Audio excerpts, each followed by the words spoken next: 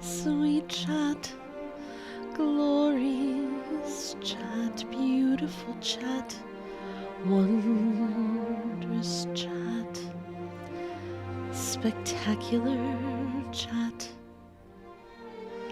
sunny, sunny, the sunshine of our nation and our lives' Prime Minister, sunny in first today. Welcome, Dawn. Welcome, Mom J. And Elijah.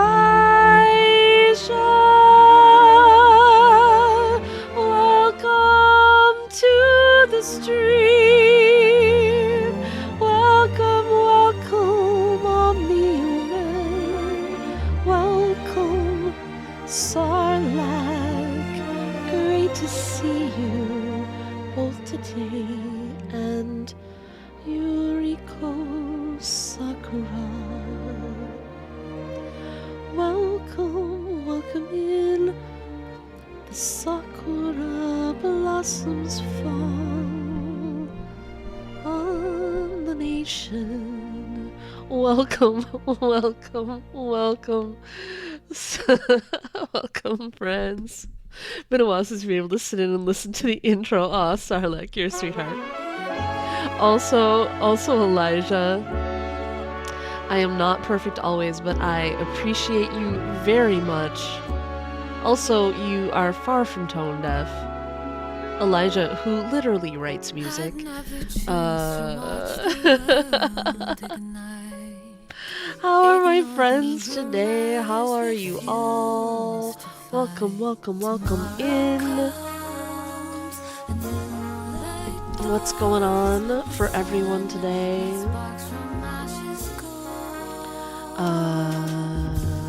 I am tired. I've been awake since somewhere in the early 2s. I got up at 2:30. I said, so much for sleeping. Got up at 2:30 a.m. I am interesting today. You just want to sleep? Oh, Yuriko Sakura, I'm so sorry. I'm so sorry, friends. If you're all tired like me. Mom J, how did you sleep? I'll carry the scars. I'm strong enough for yours. Take me back to you.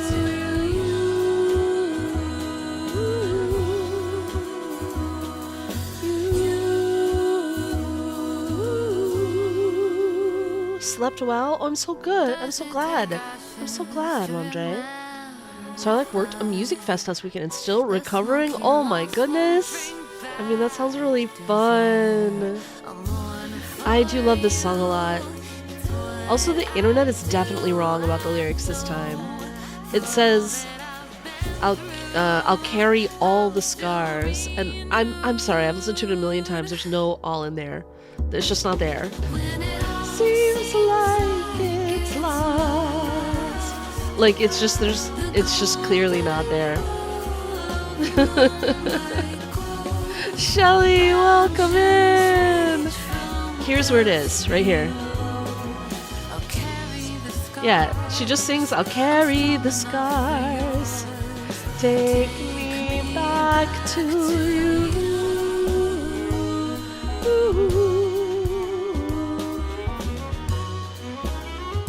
Thank you for the care packages, Shelly. How are you doing? Did you have your exam? And how are you faring? La, da, da, da. La, da, da, da. Failed the exam. Well, at least it's over until next time, right? At least it's over. And look, it happened and your life didn't end. Your life didn't end. I'm gonna try the second try exam next month. Oh, right, all right. Do you feel a little less pressure now that you failed once and you can just be like, whoosh, look, I didn't die. Study a little every day, but now it's much better when you have more time. Good. Good, good, good. Welcome friends, welcome friends. Hey, have you guys been doing a special week? Special week in Reverse 1999 landed yesterday. I was not able to do level 4. I did level 5, but I still can't do level 4. But I'm not sure. I need to ask Mr. GSC, because I have not seen how to trigger the realm at all in the current special week, but in his video of level 4, he was triggering the realm, so I need to find out how he did that. Let's see if he knows how he did it. You're super dead in Reverse 19. Oh. Didn't start on the new stuff yet. I see. It's possible you won't be happy about the fact that I'm going to play the Shamane quest today. There's also Limbo to do, which just dropped today. I see. So we also have Limbo. Duel with someone fair. Get out of here. You don't recognize me? What about now? Take thy sword. Yuriko Sakura. I actually used to be a professional singer, and I am currently a singing teacher. So I actually teach singing lessons. But back in the day, I'm very old, Yuriko Sakura. Back in the day, I actually used to sing professionally for a living for quite a number of years.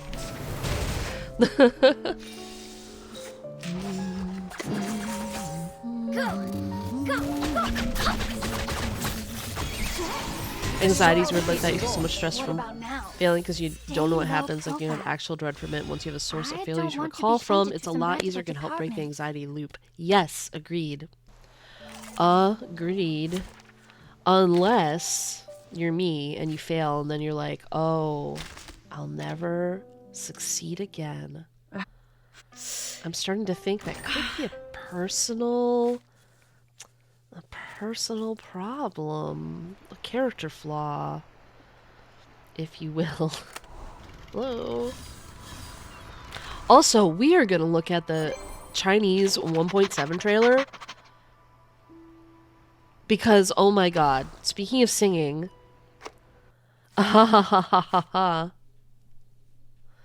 even though you failed stuff before, you still feel the same dread every time. Oh my goodness.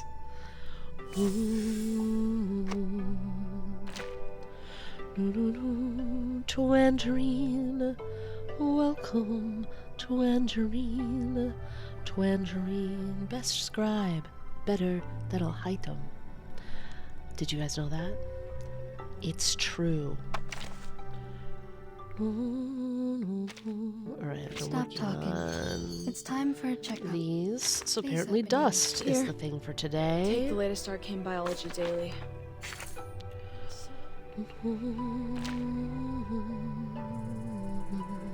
So if we decide we don't want to do the whole Shamane story quest today, we can always switch to Limbo. There is Limbo to fight. There's so much to do. I'm excited. I really never get tired of this game. So yeah, my special week.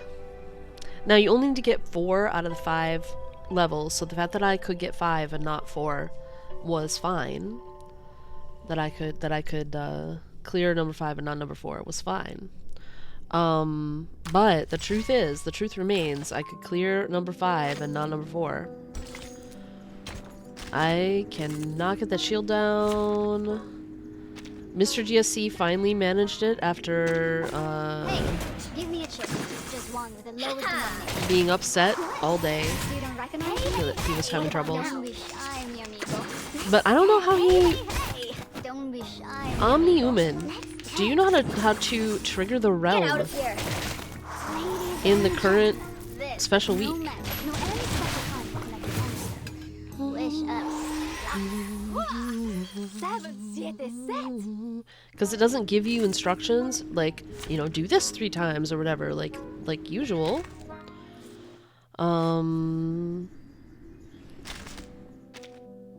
Number 4 is the one I can't do, but maybe I could do it if I could trigger the realm. Mr. GSC, when I saw his video of how he finally did it, he triggered the realm. But before, he was saying he didn't know how to trigger the realm. But in Special Week, do you know how to trigger the realm on level 4? Level 4 is the only one that I can't do. I saw the number 5 in gold set to number 9, number 9, number 9, but it's number 4. Number 9, number 9, number 9. I have not once made the realm occur. I have not once gotten that little extra flex card or the extra slot. And I don't know how it is done. Learn carefully. Alright, I got a little more dust. Is that enough to continue my... As you can see, so I have all these people at I-330, and then I'm slowly taking these people there. I try to raise them each a level, one at a time. Bonjour. Comment allez-vous? Oh, now I'm out of Sharpodonty. Because that's what happens.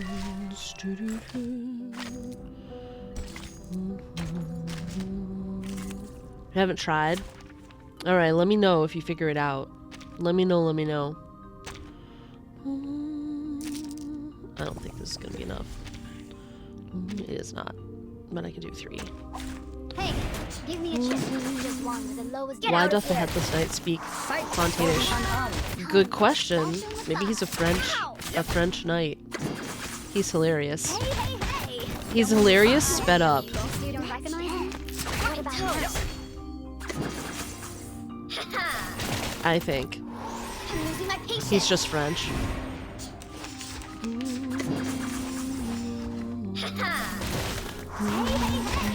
His trumpet sound. He's just very funny. He's just very funny sped up. His trumpet sound, Judgment Day.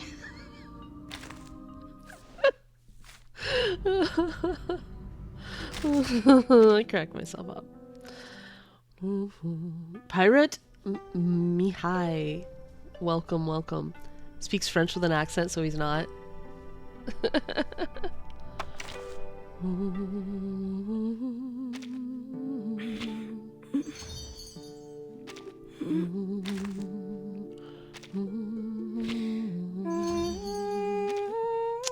Oh, there we are. Tooth Fairy left out in the cold until I can get more dust. It's fine. It's fine. It's fine.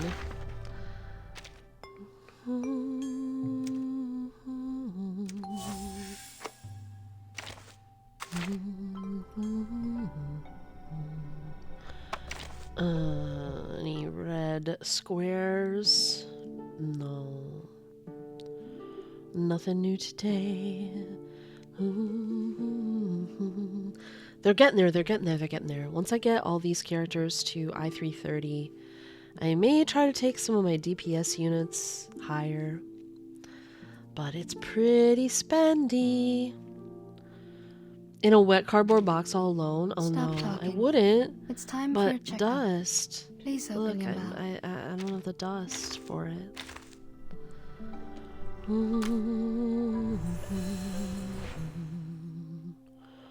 Alright, this is my plan for today. My plan. Oh wait, before we start it though, wait. Have you guys seen the trailer, the Chinese trailer for 1.7? Have you seen it? Because perhaps the real biting boxes were the cardboard boxes we left in the rain all along. Oh my goodness, Tangerine. Oh my goodness, Tangerine.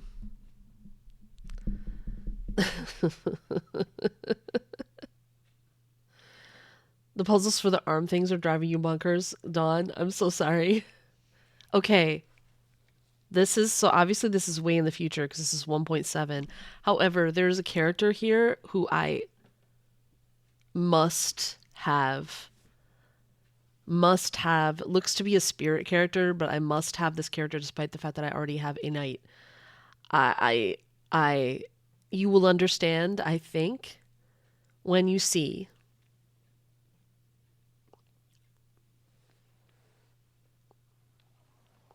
A painting based on the mysterious island? Oh wait. The host is his We own? apparently need to make this louder. Hold on. All right. Go back to the beginning. Hello. The opera singer? No, go back to the beginning. Poor thing. The beginning. The beginning of the beginning. I'm seriously, like, here at the 0.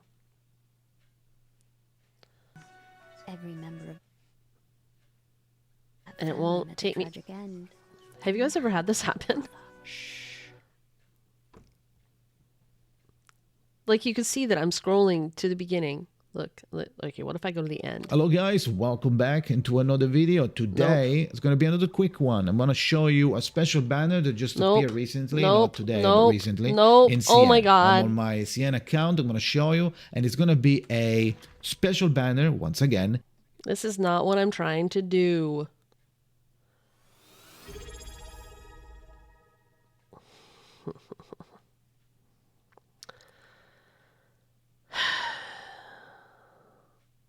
This person also has it. Maybe we'll just go there.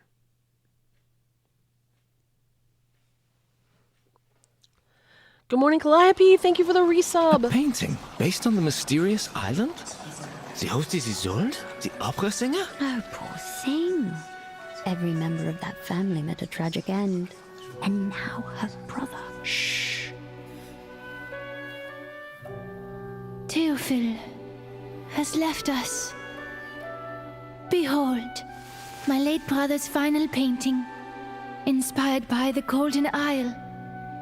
The salvation. Miss Dittersdorf, I know your brother's death has affected you deeply. Doctor, you need to release your oppressions. The rain. The Golden Isle. The island of the painting. Is that where the timekeeper is at now? How did Théophile know about the storm and the island? He belonged to an organization called the Circle. It's the symbol of the Circle. Are they really just a group of artists? What do you see in the mirror? I see golden circles. Théophile in the fire. He burned all his paintings. And then I heard a shot. All these assassinations at the same time? Will our people be able to defend themselves on that island? To help them is to help ourselves. I can see how you burned with passion. Welcome to the Circle, Miss Marcus. We share the same dream as you. I am intrigued by the name of your little group, the Circle. Even if the world ends tomorrow, we still have a show to watch. Please, enjoy. But wait, you'll see why I need this character. You'll see. Me? I'm what the gathering is for. There's no point for them to be here without me. So keep an eye on me and don't let me faint unnoticed. I hope I won't be a nuisance to you. Soffocare sangue! Soffocare sangue! New I books have are to have always her. thicker after being read. I have to have the opera singer. Probably the growth of knowledge and the mind taking flight. I will double my efforts. I'll even double the size of my case. And now it's easier to understand.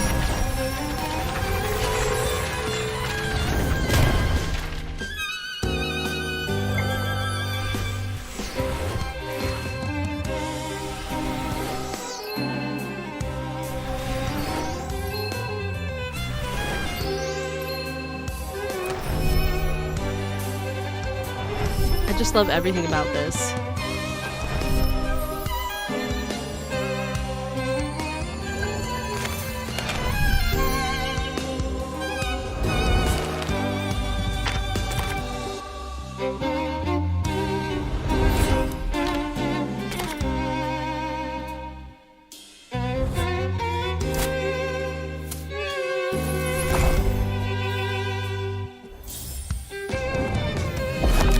There's the Uta.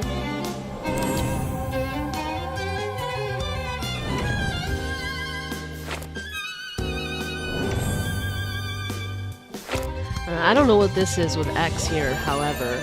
It's important. This music is just... And look, return of that event. So we have a return of the Tooth Fairy Blunny event. Jessica event, looks like. Yeah, Return of Green Lake. I have to have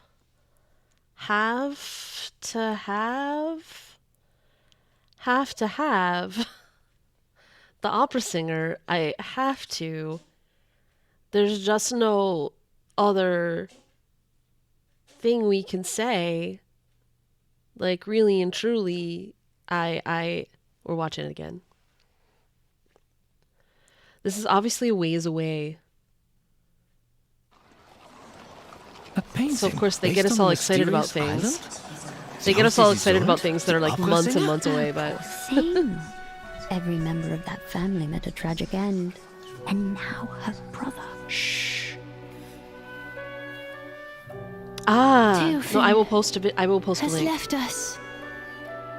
Behold, my late brother's final painting, inspired by the Golden Isle.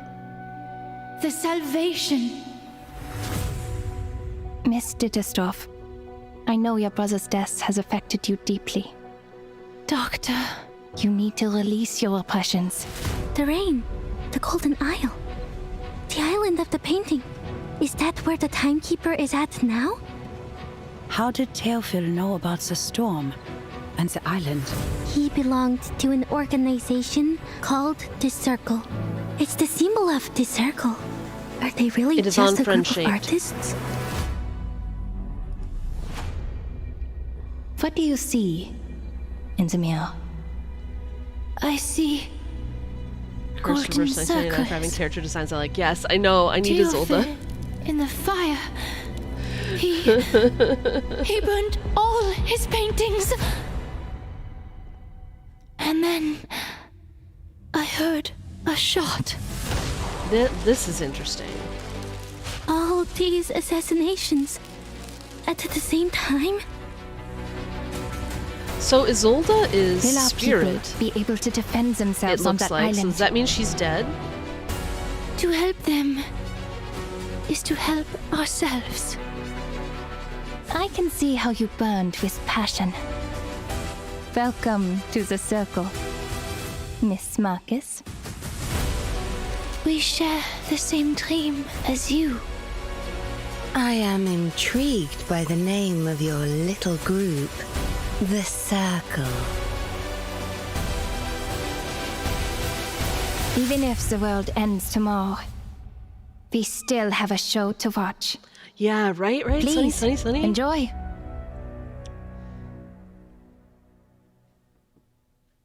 Alice Madness returns. Me? I'm what the gathering is for. There's no point for them to be here without me. So keep an eye on me Isolde, and don't let me You faint will, unnoticed. you will come home I to hope I me. won't be a nuisance to you. Soffocare sangue! Soffocare sangue! New books are always thicker after being read. The extra thickness is probably the growth of knowledge and the mind taking flight. Agreed, Sunny. I will double my efforts. I'll even double the size of my case. And now it's easier to So understand. Marcus is 6-star plant.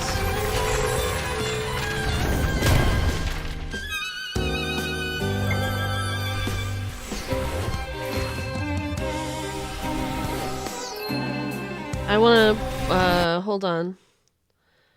I want to go back to something right here and point out.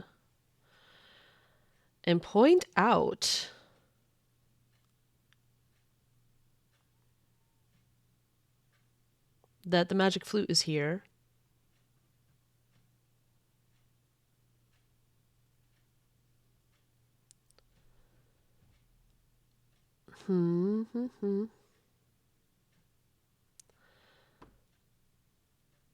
The magic flute is here. Sudden German, says Shelley. I'm just, you know, when Mozart makes an appearance, it's an important moment. Happy birdcatcher. It feels like it's going to have something to do with the story of the magic flute, which is really convoluted, by the way.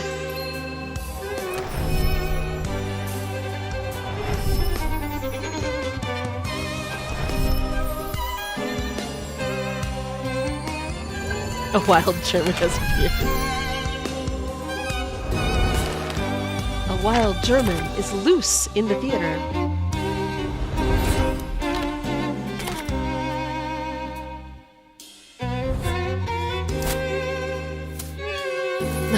Shelley.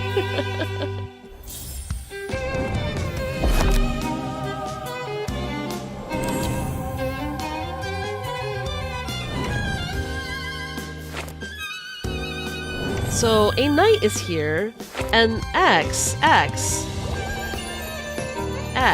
What are you doing? What are you doing here? What's happening? What's happening? What's happening?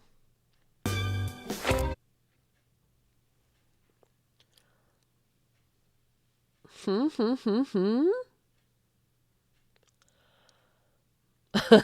Mr. DSC. Oh, we have to rewatch it for Eli now? I know, the music is so beautiful. I'm loving every single second of it. Also, hey Calliope, I just saw your resub message, GSC Slay Nation. I think I was struggling with technical difficulties when you resubbed.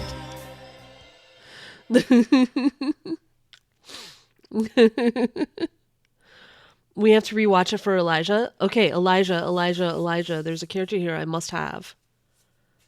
Surely you will identify her. Surely. One more time.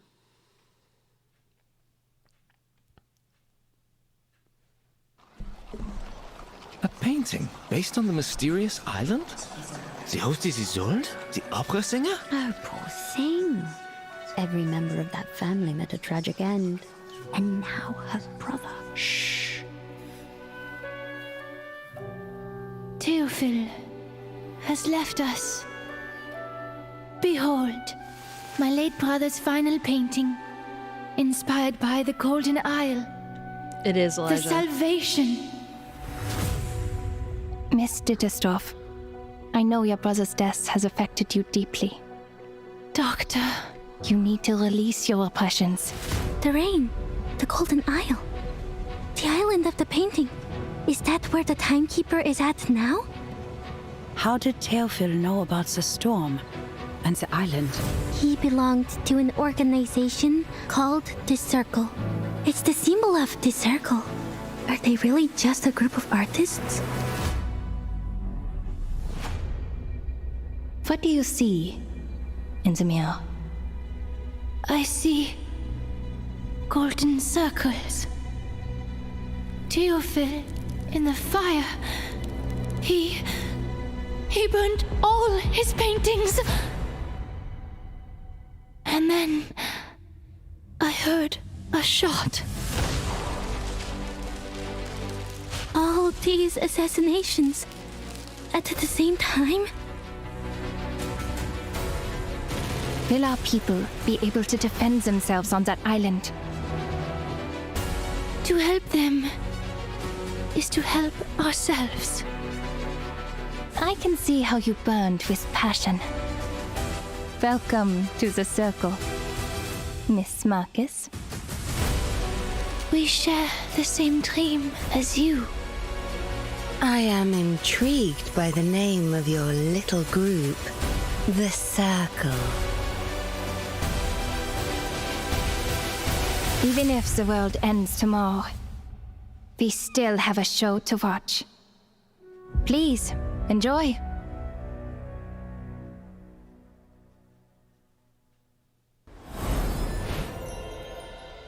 Sorry, I'm just always like completely enraptured by this. I'm what the gathering is for. There's no point for them to be here without me. She will So come home. She will come home. Don't let me faint unnoticed. I hope I won't be a nuisance to you. Soffocare sangue! Soffocare sangue! New books are always thicker after being read. The extra thickness is probably the growth of knowledge and the mind taking flight. I will double my efforts. I'll even double the size of my case. I also like this little plant Now it's child. easier to understand.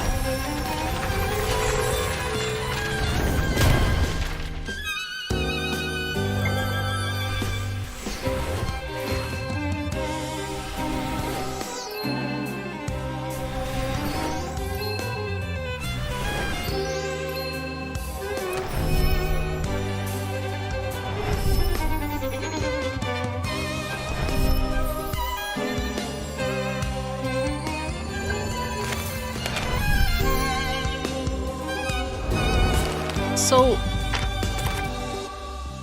she's spirit. I know I keep coming back to this. She's spirit, so does that mean she's dead? Because I feel like it does.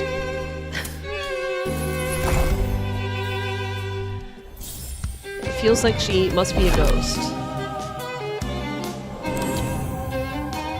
Right, so does she suffer, does she die during the story and become a spirit arcanist?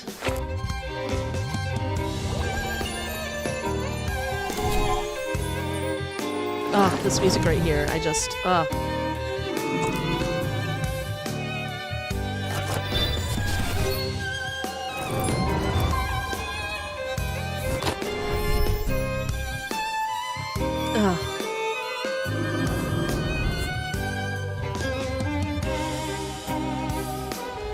My completely bonkers theory is that her brother killed her. My basis is that I made it up. I could go along with that. I can go along with that.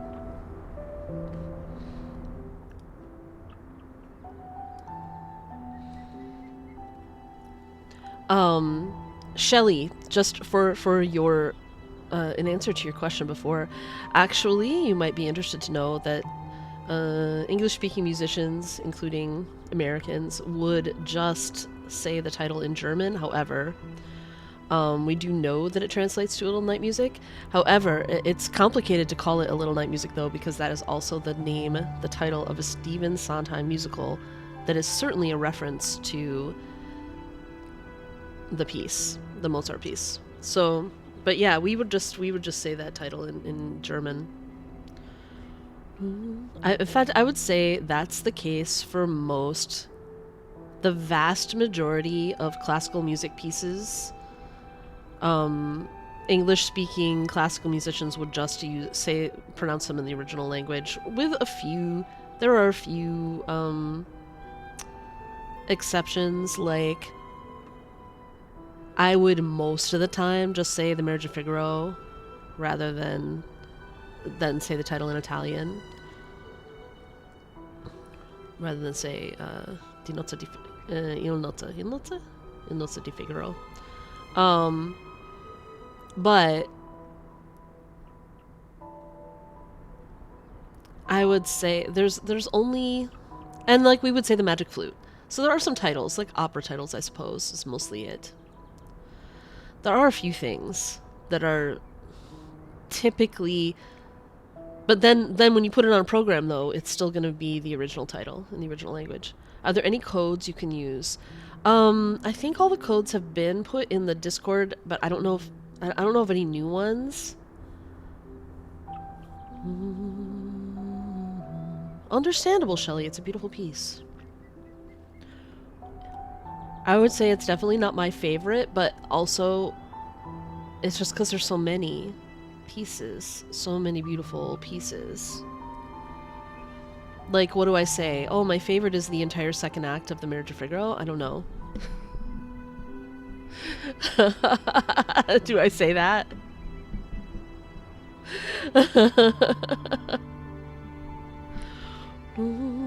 Alright, so I planned to do the Shamane quest today. That is my plan. And here we are. Because the Kalabana quest was so brilliant.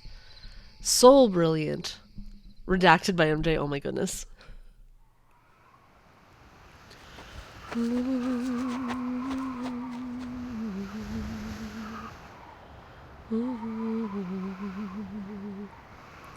I was actually in a production of The Marriage of Figaro in college. I played the Countess my senior year, so I had to sing her arias, and I was obviously in the second act of The Marriage of Figaro, because that's when she first appears. The second act of The Marriage of Figaro opens with the Countess's first aria. Went to Vienna with 2 classes back at school for once a week long school trip. We actually went to see different places to do with artists, and one was connected to Mozart. It was such a good experience. Oh, lovely!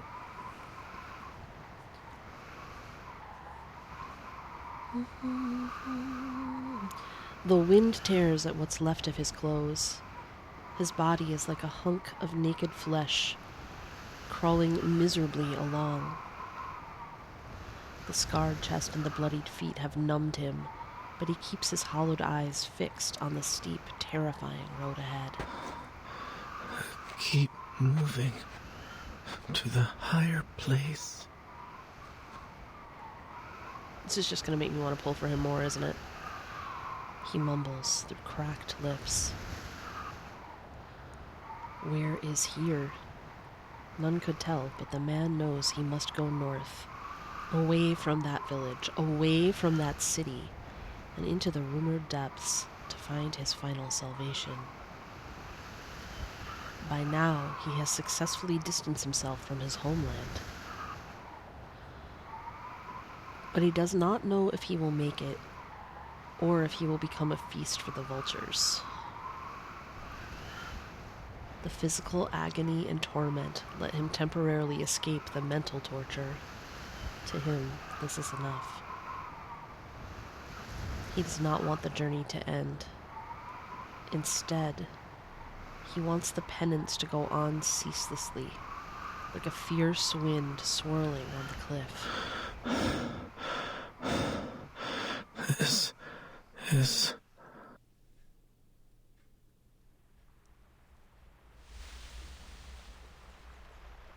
The uneven ground ends, and a dense forest lies ahead. Birds hop high above in the treetops. He hears a faint rustling from the bushes and the gurgling of melting ice water. Water!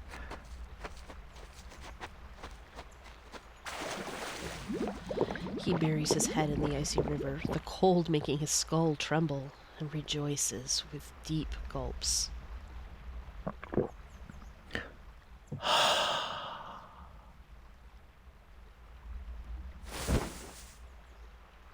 Having guzzled down the water, he lies on the soft moss, gazing at the dreary sky.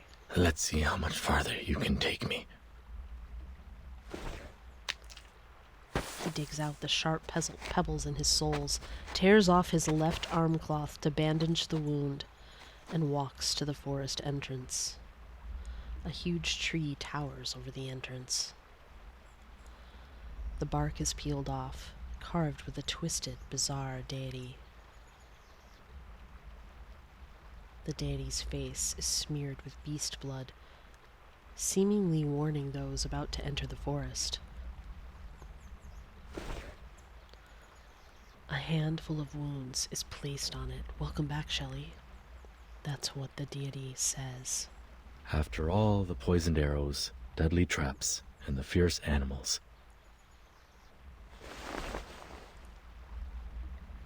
Fingers without nails brush over the deity's eyes. This face even looks welcoming to me, my friend.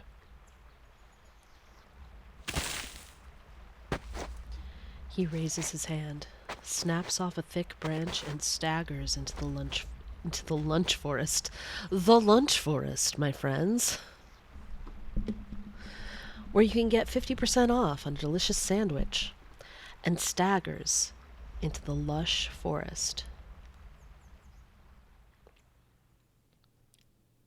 Don't eat a forest sandwich. Don't eat a 50% off forest sandwich. This is my advice. The fog is really thick. Hopefully my ears will serve me better than my eyes. Oh my goodness.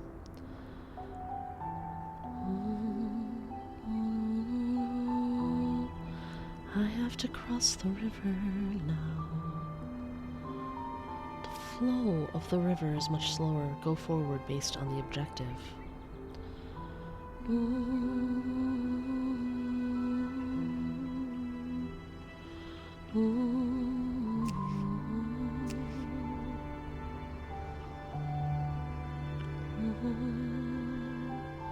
Watch your step. Oh, he'll die if his HP is bad. Thorns and carbuncles will hurt him and reduce his HP by 1.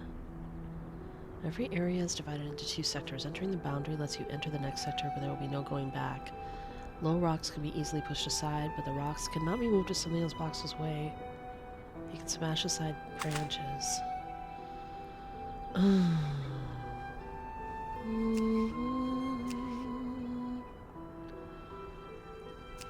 So can he push that aside? Okay, yeah.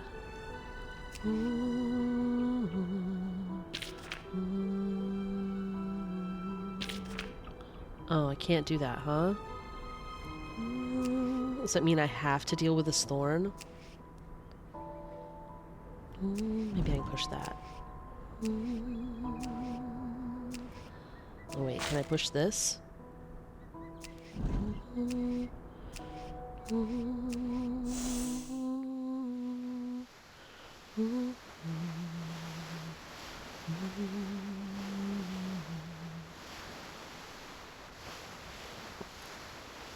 I am so confused because I thought you went for your dinner before. Elijah, but have a good dinner. The river splits the land in two, like a crack in a canyon, turbulent and icy, never to be mended. Without a doubt, the rapids will sweep away anything that steps into the current, while the remains will become a feast for the fishes, continuing to nourish this forest. Sometimes I can't read. It's not wise to wade this river.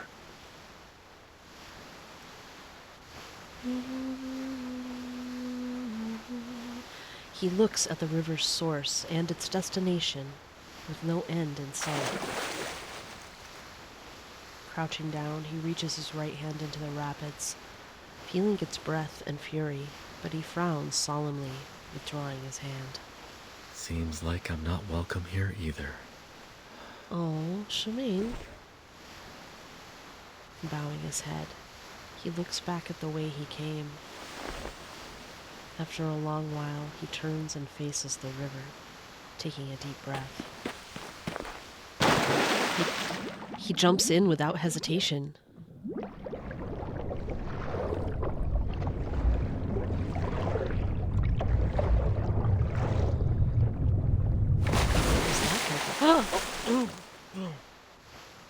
He emerges.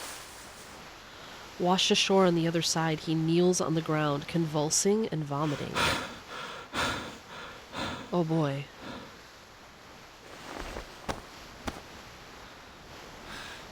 Just walk it off while you still can. Nothing to complain about.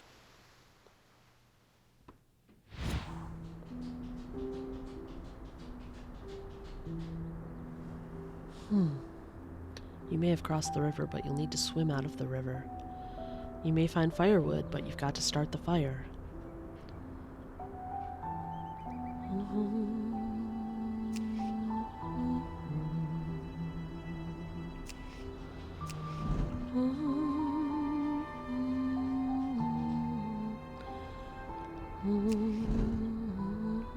Oh.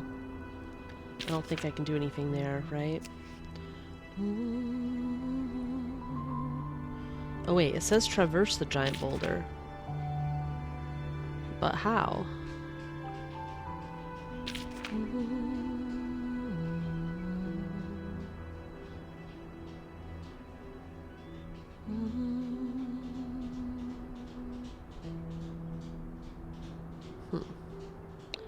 I probably have to... Hold on.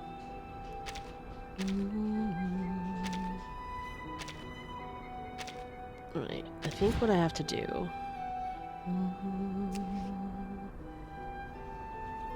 is make another plan.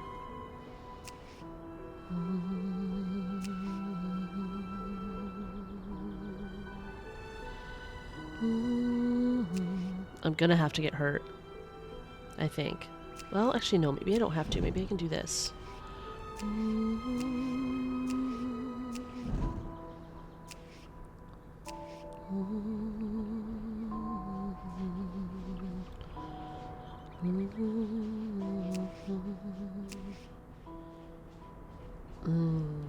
Cross unscathed, huh? I don't know if I can cross completely unscathed. Because I won't be able to move that boulder there.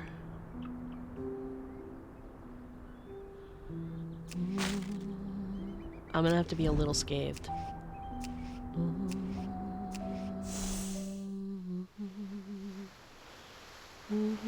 Eat the boulder. The river splits the land in two like a crack in a canyon, turbulent and icy, never to be mended. Without a doubt, the rapids will sweep away anything that steps into the current, while the remains will become a feast for the fishes, continuing to nourish the forest.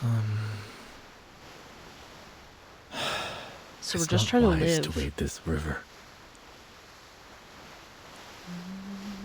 He looks at the river's source and its destination with no end in sight.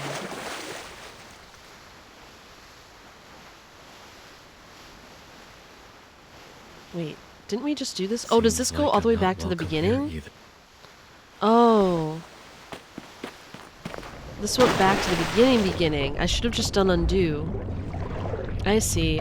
Wait a minute, I already did this. I was like, where did the big boulder go? Alright, we already did this. So we have to try this next one. Okay. I need another plan. I think I'm gonna have to get a little scathed.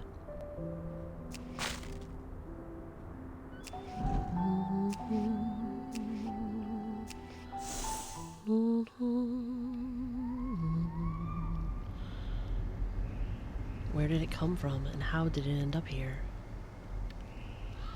Massive, immovable, anyone who sets their eyes on it would wonder about these things. A huge boulder, carved with strange patterns, is wedged in the crevice by accident or not, blocking the only way forward. It remains motionless, leaving only a gap the size of a fist.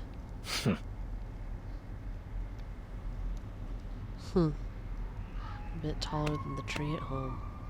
He pats the rock. Its smooth touch seems especially unfriendly now.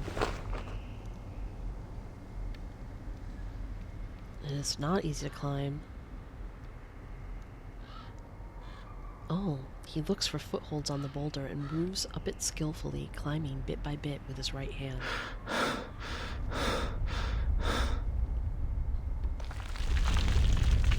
The boulder below suddenly begins to shake.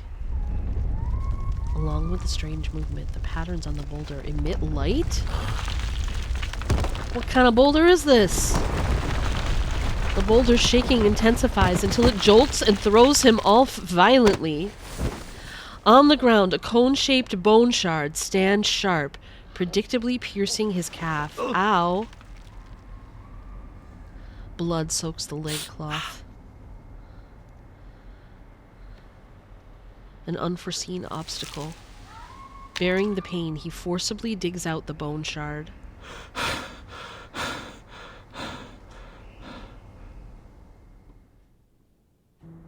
Alright. We have a bone shard. We have a hole in our calf. So that's not so great.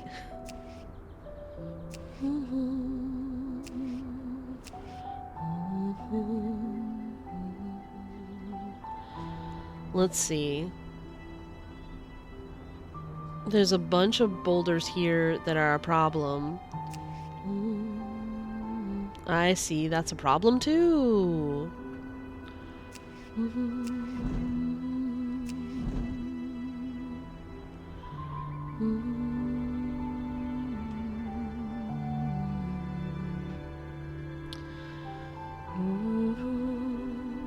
Alright, we're gonna have to get a little scathed again, I think.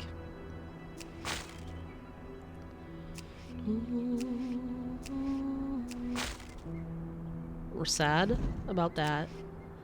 And then this looks bad, but there's no other way. We gotta go through it. Owie poo. He probes carefully, leaving a drop of blood on his fingertip from the thorns. The blood-red thorns have grown rampant. Within the thicket, numerous skeletons can be seen intact. The blood-soaked soil has turned dark crimson. This seems to be its sustenance. Seems like you've been feasting in the past years. You're not going to feast on us, sir. The fingers avoid the tips, instead grabbing the coarse branches between the spines. I wonder what your teeth can do to the stones if they couldn't even break up human bones.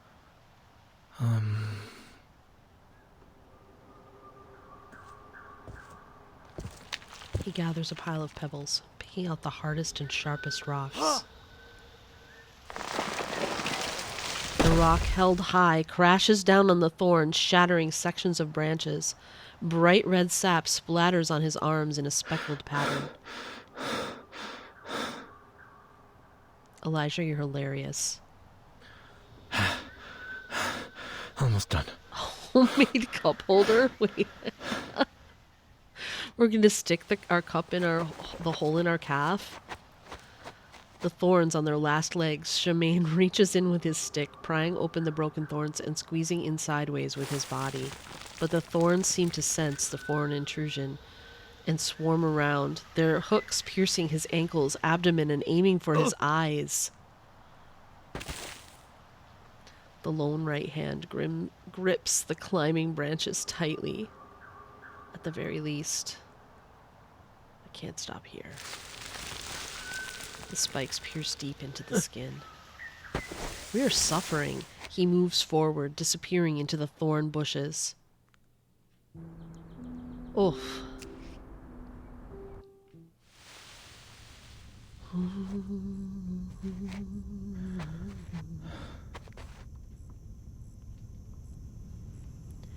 After a day's bitter journey, his exhausted, battered body finally reaches a quiet place. The scabbed wounds ache faintly. He swallows a mouthful of bloody saliva, trying to deceive his howling stomach. That's definitely food. Nearly there. He looks up, the sky spinning in his eyes. Without any warning, his heavy eyelids droop. The sky draws its curtain. Freezing darkness swallows the hills, invading his body, and soon his consciousness sinks into a dense darkness. He collapses to the ground like a cut log. The faint sounds quickly are dispersed by the wind and snow, disappearing into the woods.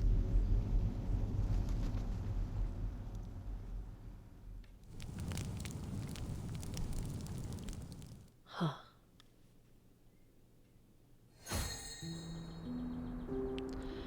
I have reached the meek land unscathed. I feel a little scathed. Haven't we been scathed? Somewhat? Hasn't there been scathing? Hey, is that enough that enough dust? Probably not, but we're gonna just see. Stop talking. It's time It for a checkup. is. Look at Please that. open your mouth. All right, this crew I've been raising is now up to 29. Soon they will reach their friends at 30.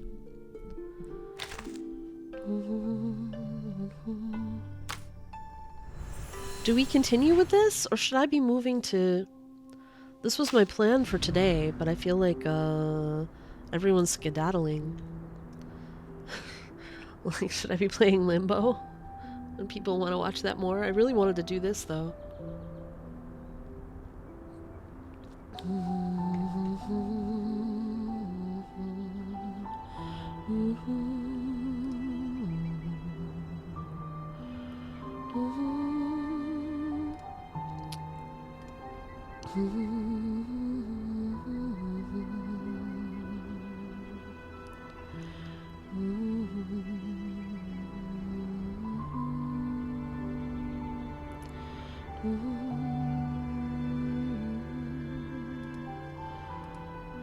Yeah, I saved it for this. I saved it for today. It was like the whole plan. I apologize if people aren't into it. It's been my plan.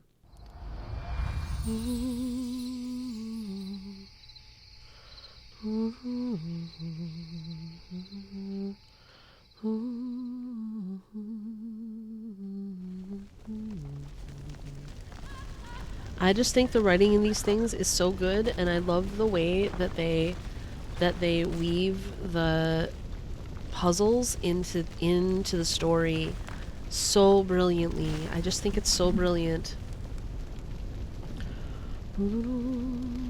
No, you're good, Elijah. You're good, Elijah. He vaguely hears a woman crying helplessly. The sound of her trembling vocal cords is familiar. The smell of burning wood rushes into his nose, and he hears a crackling sound beside his ears. Huh? This again.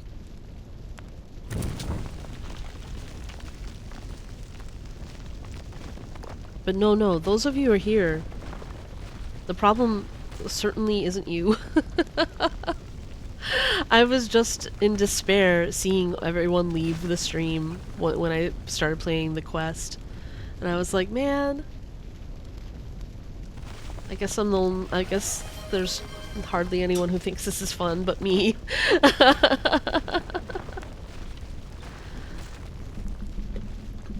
Oh, the problem is I can see my view count right on the thing.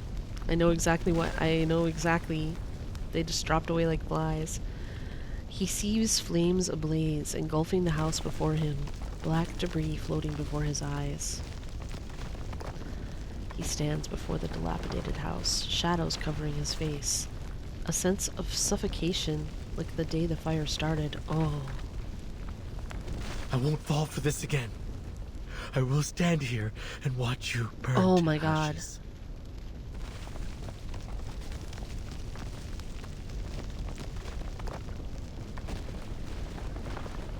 What if this is real? A voice whispers to him. What if this is real? This story is not permanent, and there's less than, I don't know, there's not that many days left. Like, maybe 10 or 12 days left? Secret region, welcome in. Are the event stories saved in the archive? They are poof gone.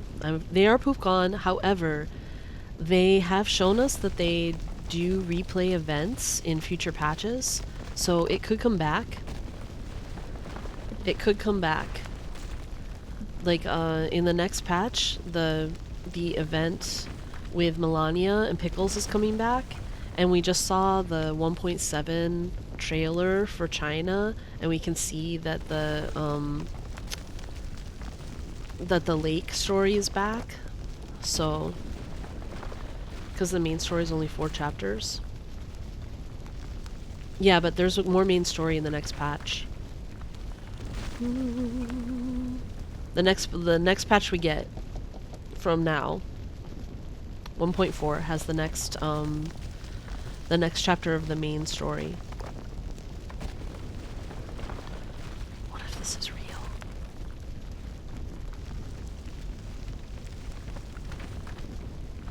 The same voice to which he once sacrificed his left arm in a state of despair. Oh, Morponk? Thus Morponk was spared, but the powerful Sharma was no more in this world. You can still make a choice. The wooden door in the house collapses, sparks splashing on his face, painful scalding, then doused by tears. Sweat streams down his dirty face and he clenches his fist. This may be the last chance, you know. You try to abandon it all, to forget everything and numb yourself with physical pain. But the meaningless questions still swirl endlessly in your head. But is it really meaningless? I feel like this story... I feel like, Calabauna's story was about trauma and academia and the stress and the pressure and the hypocrisy and the painful the cruelty of it. And this to me seems to be about PTSD. So Shelly, go get yourself a drink.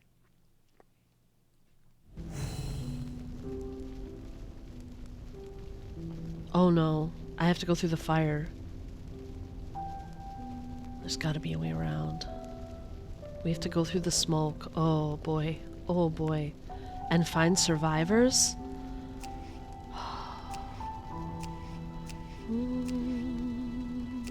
Here's one. We've saved someone, maybe. He used to look down on the family, disregarding his mission and wasting his outstanding talents. A veritable Eden where Arcanists and humans could coexist without hierarchy. That should be a shared future worth pursuing. He had never wavered in this belief. The crippled man supports himself on the table, sits on the floor, and leans against the wall. The burning wood crashes down thunderously, shattering the table inches away. But the man is indifferent. I love that they censor it in the printed text, but they didn't censor it in the voice. I have no idea. Oh no. Oh no, this was arson.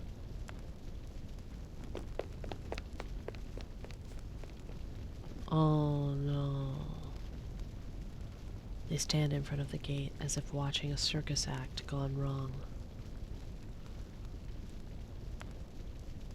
These are your trusted human friends, good child, his father's voice echoed in his mind.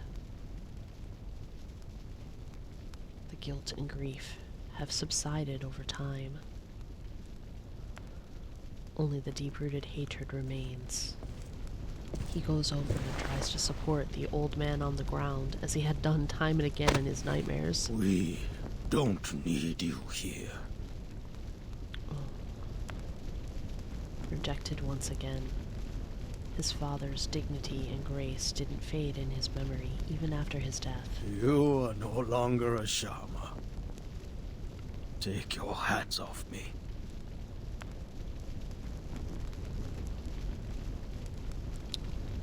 Your mother and I, the entire family, have invested years in your education.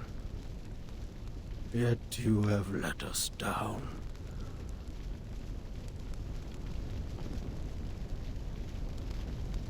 I don't like you, Shamane's father. I don't like you. Chat. We don't disown our children. For mistakes, for making choices that led to danger. We don't disown our children, friends. Before this, even when he was estranged from the clan, they never doubted him. Rather, they saw him as a wayward child.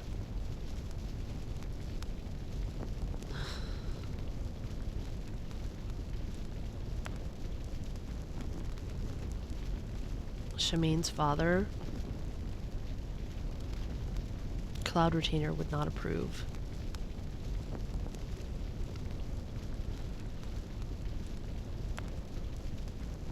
You tolerated me, huh?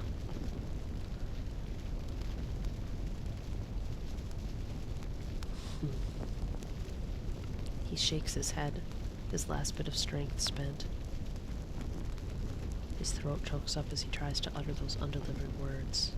I can give everything back to you, as long as everyone gets out of this place.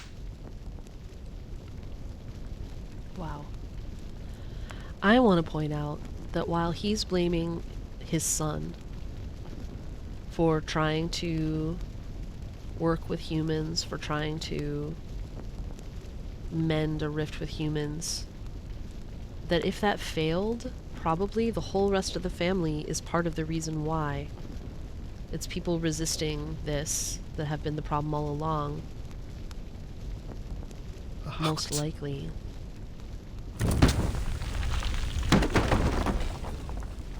Poor Shelley.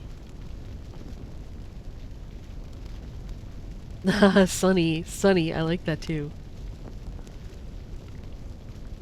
Without looking up, a broken beam falls across his eyes. Blood flows on the ground, mirroring the recurring scene from the nightmares that have haunted him since that day. Oh, his trauma. The fire, it's coming this way. Oh no, now we have the fire chasing us. Gotta stop all this. Oh, are those are water, right? No, okay, you can jump over a burning beam. Remove 1 HP. Fires will spread according to the number of steps moved. Fires are lethal hazards. Water and the clay vessels can be used to put out the fires and stop them from spreading. Shamane can push the clay vessels in the way, but the broken pieces will block the way. Alright, so I can...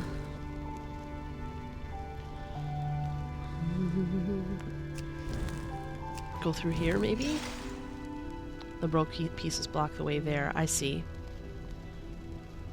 Alright, wait, I'm gonna undo and see if I can... I don't want to have to jump over the fire.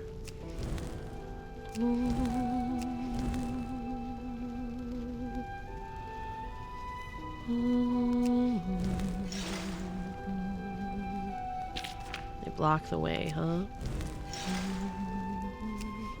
There's no way through here. Oh wait, I can put that to put out the fire.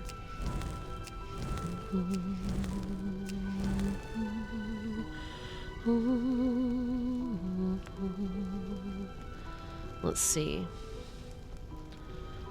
If I push that, it'll block the way there, but then I can do that, and then I can do that, and get through here and find another survivor. Oh boy. The hall becomes a sea of flames, and in the crackling and sputtering elegy of the fire, he hears a woman's prayer. Oh no. Is it mother? Is it his mother? Her voice is terribly familiar, reminding you of the lullabies that accompanied you through every punished night of your childhood. Kicking open the locked door, he sees the servants lying on the ground. Come, Mama! The white elephant will look after your soul. Oh.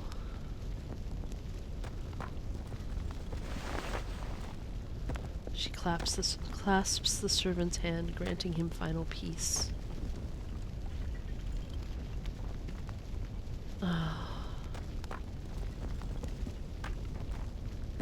They came prepared.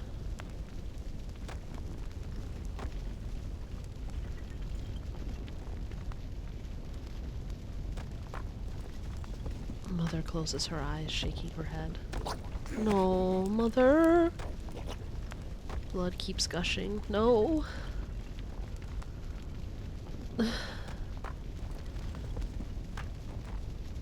He has always been a good child. He was trying Her frail, pale hands are drenched in blood. I'm sorry.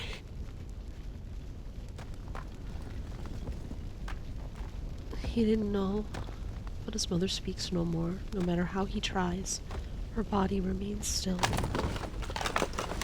He looks around for ways to extinguish the flames. Turning back, a figure stands in the courtyard. He strides over in disbelief, stumbling.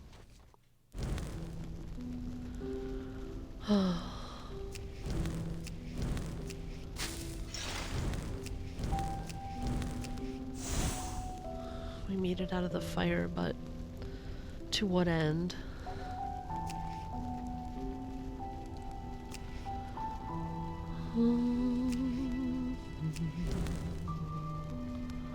The fire is blazing. One false move can end in death.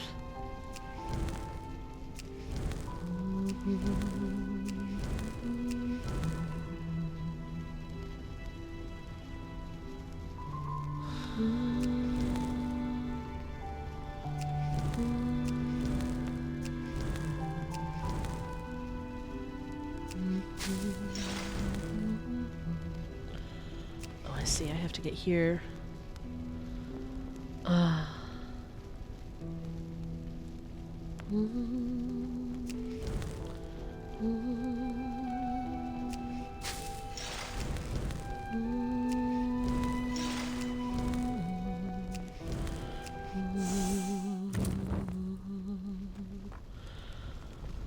The burning sacred fig tree, the collapsing houses. She watches it all with delight, as if enjoying it. The sister? His sister did this? Oh, now you see me as your sister. Because it's her. Because it's her. Because it's her. And I don't know what she... Oh. I remember you were this tall. So she didn't do this, but she's... Somehow... She casually gestures around her thigh. What? The day the manor gates closed before my eyes. Because she was already disowned.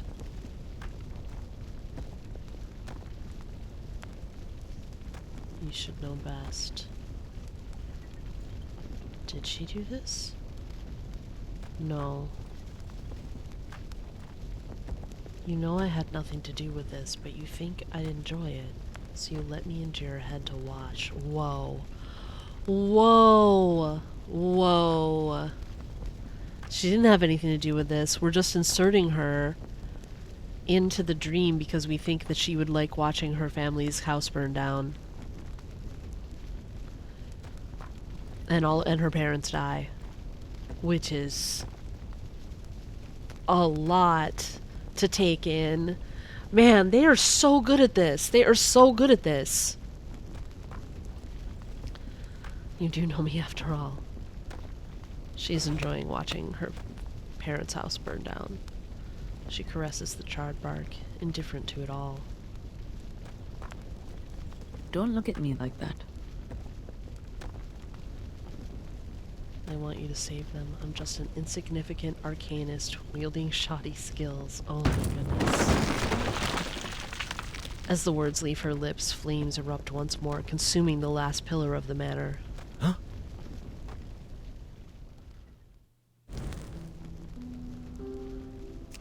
We have to get out. That was a lot to unpack.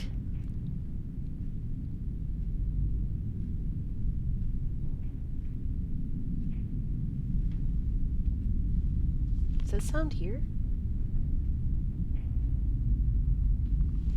No, it's in the game. You've come again. Nothingness, shrouded in a veil of mist, a pure and unblemished white space. Where am I?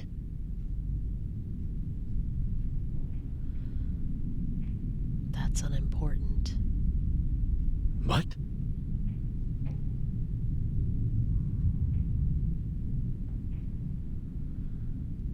Your soul always longs to return. A white elephant emerges from the mist, standing before him, solemn and something that I couldn't read. Fast enough. What else will you take besides my arm? Besides this body, I have nothing left to give you. Syl, welcome, welcome, welcome. Its figure slowly fades away. Please click the heart at the top of your chat and follow the wonderful Hi, I'm Syl, who will one day stream again, and you want to be there when they do. Okay, that was a lot. That was a lot. That was a lot. So he's having this nightmares about the night. He's having nightmares about the night that humans burned down his family's home and his parents died, and he unsuccessfully tried to save them. And in the nightmares, he has inserted his sister because he's sure she would want to watch their family house burn down, and he's correct. She would. Because I think just as he was disowned during this for trying to make peace with the humans, for trying to forge an alliance, she had been discarded years before. Which is probably how she became the person that she did. Which is how she became the source of so much trauma in Calibauna's quest. Similar quest, oh my goodness. We do, we have a vibe. We have a vibe, Syl. Because this game is so brilliant. The way that it puts these little puzzle games in a story and makes them like about the emotion and makes them about trauma, and it's whoa. You should do the rest of the event, Julian. It's gonna be gone soon.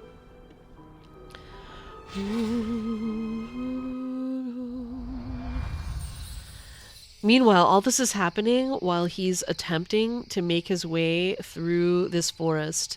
We already know he's been counting on his physical pain to dull his mental pain. But it looks like he's waking up, maybe. But is it another dream or is it real? Intense pain awakens his consciousness from the chaos. Flames, the elephant, they're just illusions. This looks like it's real? His aching abdomen, the herbal paste on the wound gives off a pungent smell. Huh? He sits up. Animal bones hang on the walls. The rough wooden table and shelves filled with all kinds of jars. Oh, someone rescued him, maybe. A mask hangs from ropes at the center of the house. Its face is fierce, showing unquestionable authority.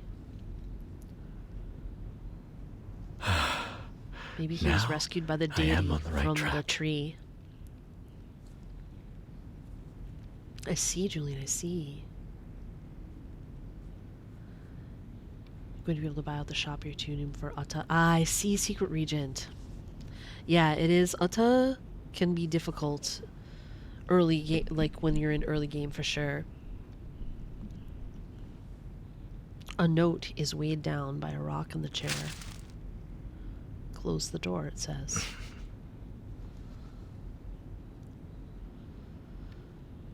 The owner isn't a warm-hearted fellow then. But rejection is never the issue. All he has left now is patience. He gets up and pushes open the creaking door, stepping across the threshold.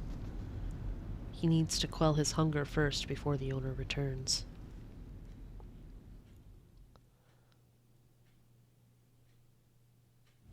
We just escaped a fire, and it was so traumatic. It doesn't look as docile as rabbits. I better stay away. Oh. Oh, there's critters. I see.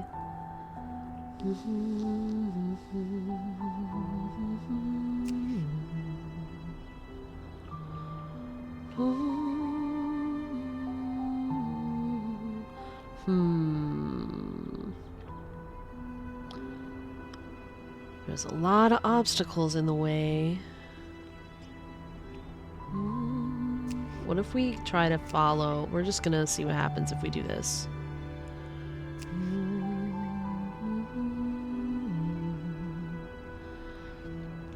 Where might there be? Like, in the mist. Well, let's try going this way and see what... Oh. We can't go that way. Alright, let's undo. What if we try to go this way? No. So maybe we have to figure out, and we have to give up some of our HP.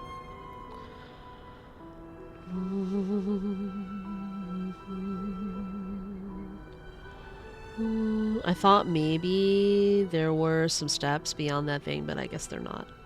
So if this is our only way out...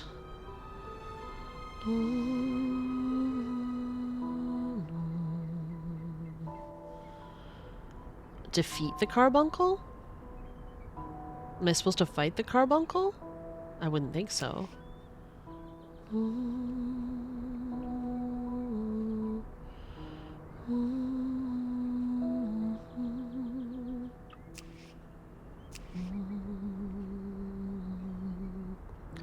If I step on this, it's not going to help me because I'm not going to be able to push that stone. If I go this way, there are problems. Which means I have to get the stone out of the way somehow. So, maybe what I have to do is make a space for the stone. By pushing that, stepping on this branch.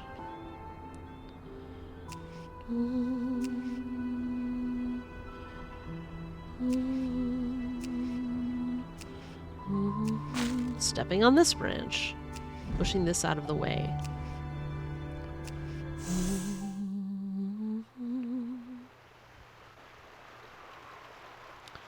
Fist fight the creature. Oh my goodness. I know he's probably going out hunting for food, but I like the image of Shamane waking up in someone's house and immediately raiding their food stores. Me too. Oh, bye Julian. Hi and bye. Darkness, hello. The stream flows steadily as a group of tars drink by the water. They look docile and clumsy, not alert in the slightest. Okay. He tries hard to ignore the pangs of hunger tormenting his stomach. The dagger turns lightly in his palm, and his footsteps grow more cautious.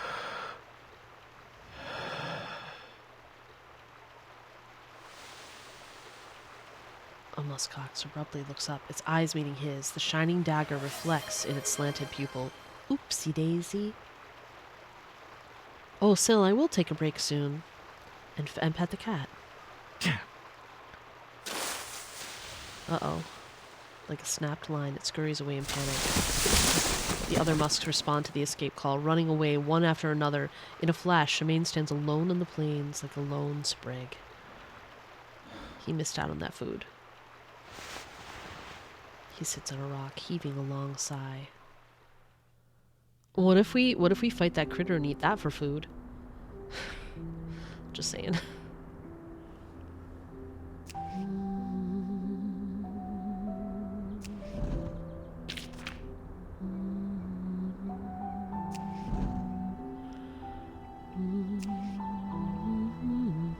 Oh, I see.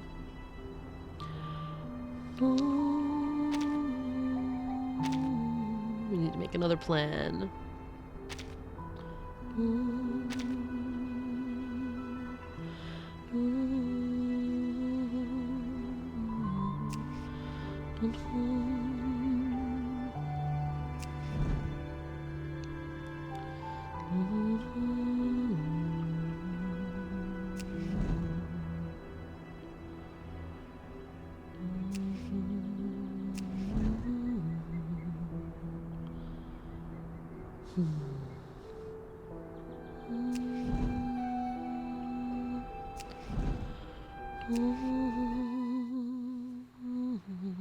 I don't know if we found any food though. He washes his grimy face, the icy water sobering him a little more. If he goes deeper into the forest, perhaps he can fill his belly with some berries. If lucky, he may still get to prepare a meeting gift for that mysterious old shaman. Right, cook a carbuncle, that's what I'm saying. Except they're kind of like cats. One of the few useful teachings the clan left me. He casually picks up some pebbles and stuffs them in his pocket to keep the beasts away and knock berries off trees. Huh? He frowns, keeping his distance, the pebbles on the ground arranged in a pattern like a spell. What? It's no longer intact because of his disruption. He ruined the spell. What? Oh no. He looks down and sees a furry carbuncle biting his thigh. Ouchie poo. Huh?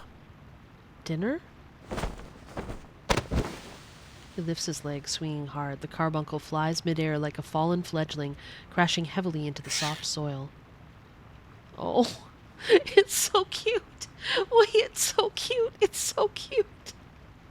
Hello, carbuncle. Why are you so cute? My enemy, why are you so cute? Shamane holds it up to his face, examining the tiny, strange creature. Suddenly it quiets down, grinning meaningfully. Shamane turns his head. A group of carbuncles is charging ferociously towards him. No! Oh, they're really cute, though. This, little one? Shall we make a deal?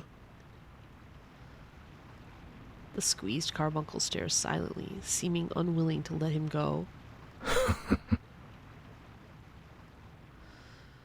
Oh no. We fight? Carbuncle fight? Whee! I like fighting though. Oh, Shamane solo. Shamane solo. Right? We can't have anyone else.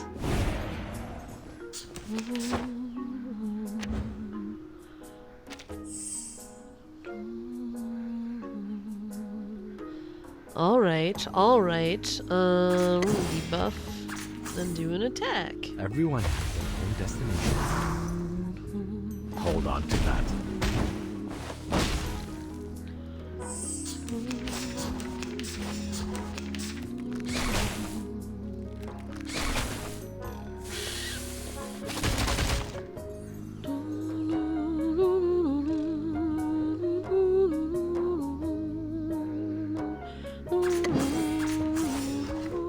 Give me a hand, friends. I can't do this alone. Yeah, I think he can spam his ult. I think he'd be really good in the current special week because of that. Hold on to that. If I had him, I'd probably be really happy about it.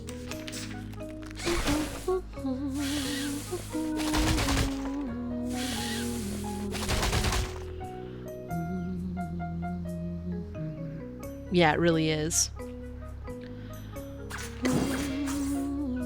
Now dance. Give me a hand, friends. I can't do this alone.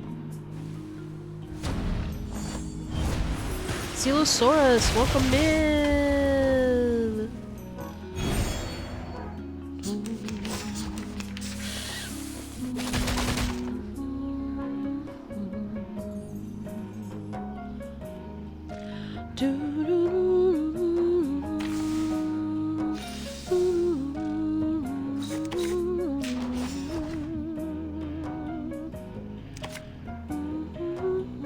Two rounds, so I don't need that again. We'll just do attacks. Hold on to that. Go, Shamane, go drown these critters in the river. Oh no.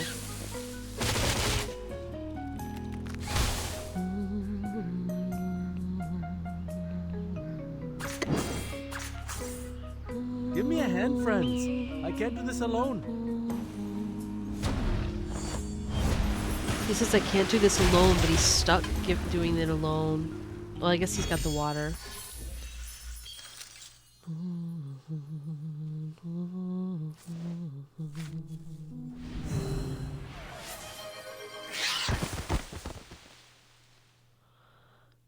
darkness, my old friend. Welcome to the stream. Welcome, welcome in, my friend. Darkness, welcome, darkness, my old friend. And that's as far as I'll go with that again. Welcome, welcome. A fierce battle ends with the carbuncle scattering away in leaps and bounds. Only one furball remains in place. Trembles all over, yet still stands tall before Shamane.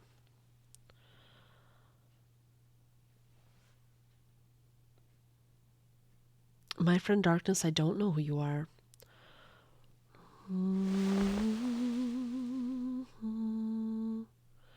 Okay, Simon Garfunkel. Hey, hey, hey.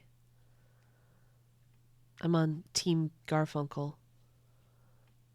Expressionless, Shamane raises a branch towards the furball, his long shadow falling over it, its fur drenched in fear. The branch swings down but lands elsewhere. Unable to withstand the fear, the furball scurries away, whimpering. Darkness, don't make me do that, don't make me do that. Dropping the branch, he brushes the mud off, his empty stomach hastening his steps. It's not time to stop yet, but he knows his exhausted body can't face any more turmoil.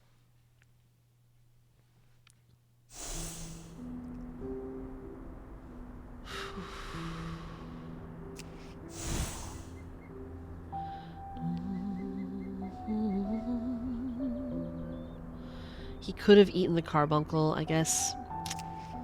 I guess not. So what's going on here?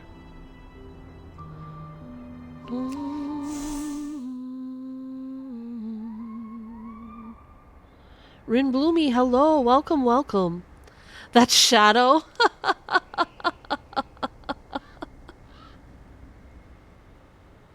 That's very funny. Shadow, welcome in. Forests always nest packs of wolves.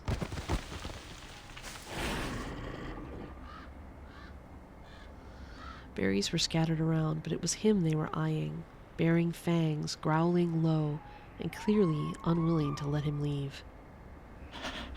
Come on then. Try me, friends. Of course, he can't fight the wolf pack. Shadow is friends with darkness. I don't buy it. Robo, hello, hello. Can we give it a shout out for Robocoaster, by the way? Thank you, Elijah. He can't fight the wolf pack? Oh, really? But right now, retreating and advancing are equally dangerous. Bluffing is also a philosophy of survival. I will cut your warm belly open before you pierce my neck with those teeth and suck up my blood. Oh, we're dangerous. Haha, run away, run away. The alpha approaches step by step, the rest of the pack following far behind. He takes out his dagger, legs instinctively in a battle stance.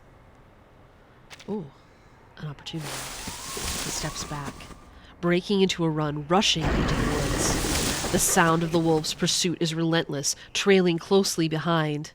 Uh-oh, we're gonna have wolves following us now. Oh, hello. Think of something to hold them off.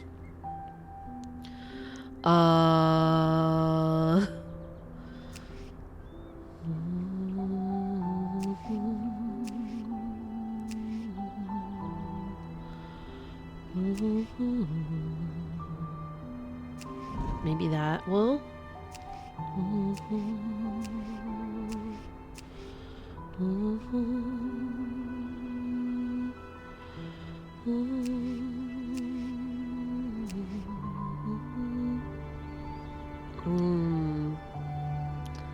Let's see where we're gonna have a problem here.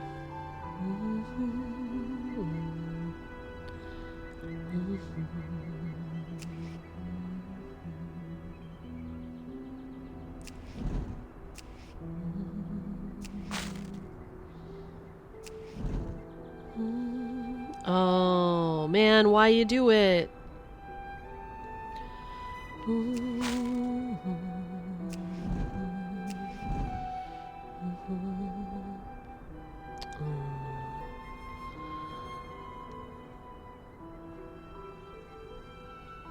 Is there a better way to do this?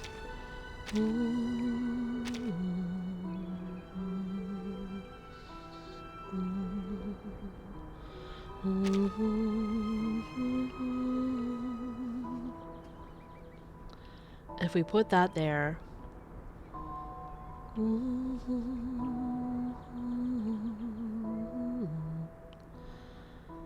what if we just decide we're going through these to begin with?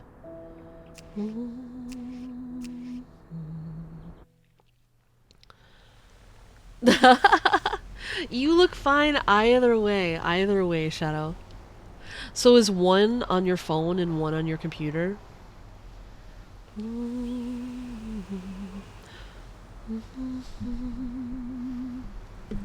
This is the end. Below the towering cliff lies a turbulent, narrow river. Vultures circle above, awaiting fresh corpses. He has nowhere left to retreat. The wolf pack halts. For this imminent meal, what they have to consider now is how to obtain it with the fewest losses.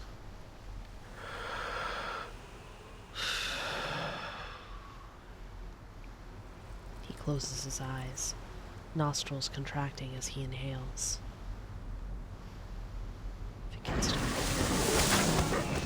The pack attacks, but he releases the dagger in hand. Now any one of their claws can tear his body apart. A whistle sounds and the wolves pause, quickly retreating back to their original spots. A hunchbacked figure strides out of the forest, casually throwing the wolves some rotten meat. The alpha takes the meat, leaving silently with the rest of the pack. It's the shaman! Saving us. We also might need some of that meat, shaman.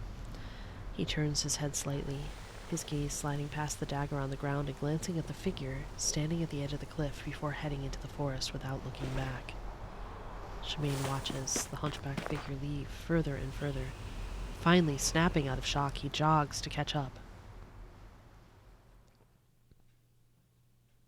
It's the shaman without an E. All right, we're at a stopping point, which maybe means I need to take a break. I did promise Syl I would take a break. Oh, I just love the way they do these. I love the way they do these, friends. They're so good.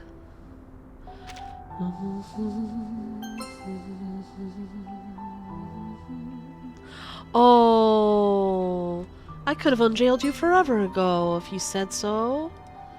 Nemo! Welcome in, welcome in. This game is really good, by the way. Let's give a fancy to Sergeant Nemo. Thank you. Please click the heart at the top of your chat and follow the wonderful Sergeant Nemo right here, right now, appear on his follower list. The two genders of asking if the Discord is muted. Meow, is the Discord muted? As please unjail us if you haven't. It's so cold. Oh my goodness. Oh my goodness. Friends. Good to see you. Good to see you all here. It is time for me to take a quick break. I haven't taken one today, but then I'm going to be back and I'm going to continue with this freaking brilliant story that's just making me want to pull for Shamane.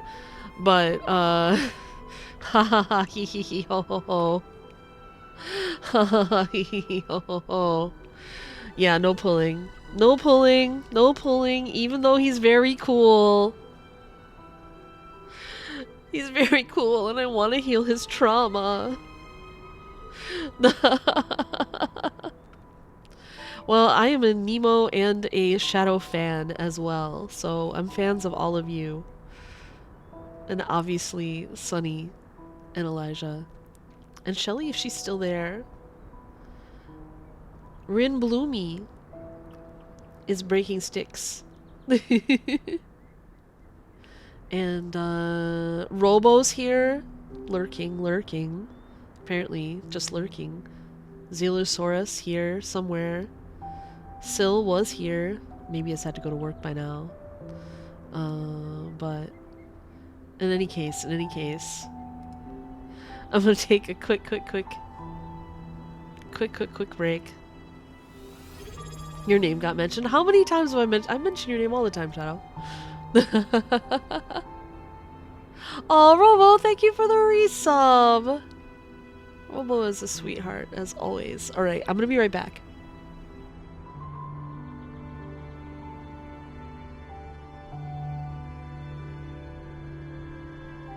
Hello, everyone. How are you? Fine, thank you. My treat. Oh my god! Hello, chat. How are you? I love how you're listening to a song called Rat. Don't expose me. Wait, I know that song. I'm pretty sure I do. Yeah. Do you? I'm pretty sure I do. Yippee! Yippee! Hi, chat. Oh, I just drank water. Okay, I'll drink again. Time to drink again. My bottle's empty. I lied. I'll be right back.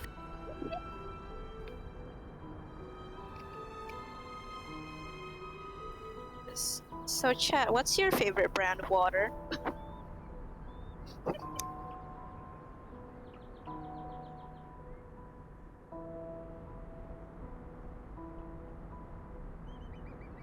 Salt water? Yeah, that sounds yummy. Water is evil. You're made of water. I have my water.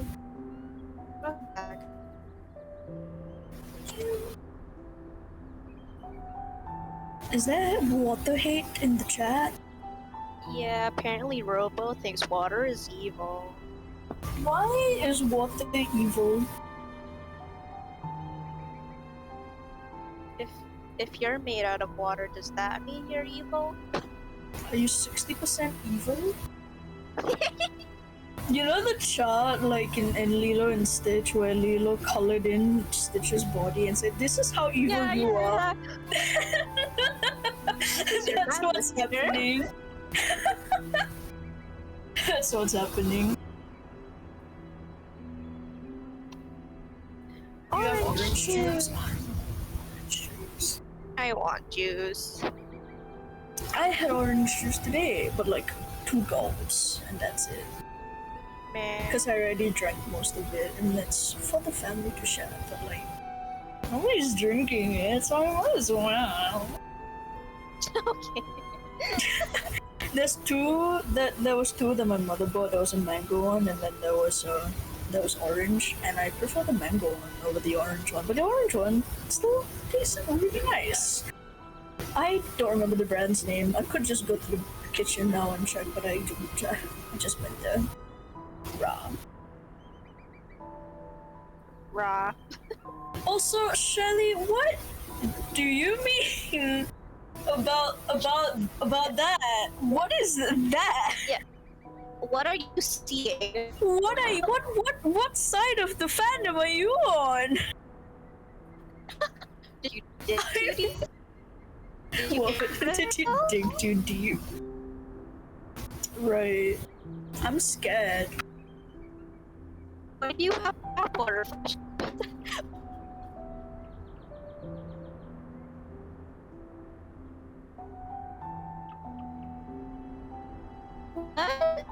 I would hope you're not making. I believe you. You didn't have to tell. Also, yes, you are a Vocaloid. I was about to tell you, but then, you know.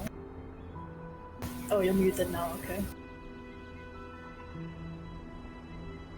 Yeah, that's awful. Disgusting.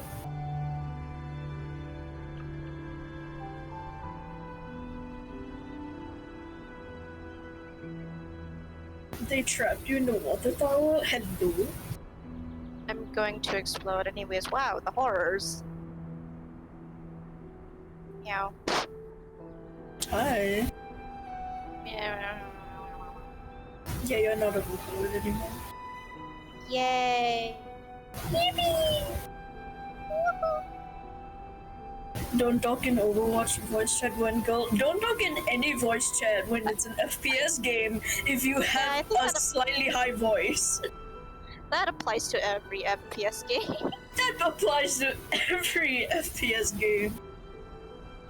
But when I was younger, when I was 14, I want to say, I had a kind of high voice, and then people would think that I'm a 12-year-old boy, and I was like, oh, I'm not 12, I'm 14.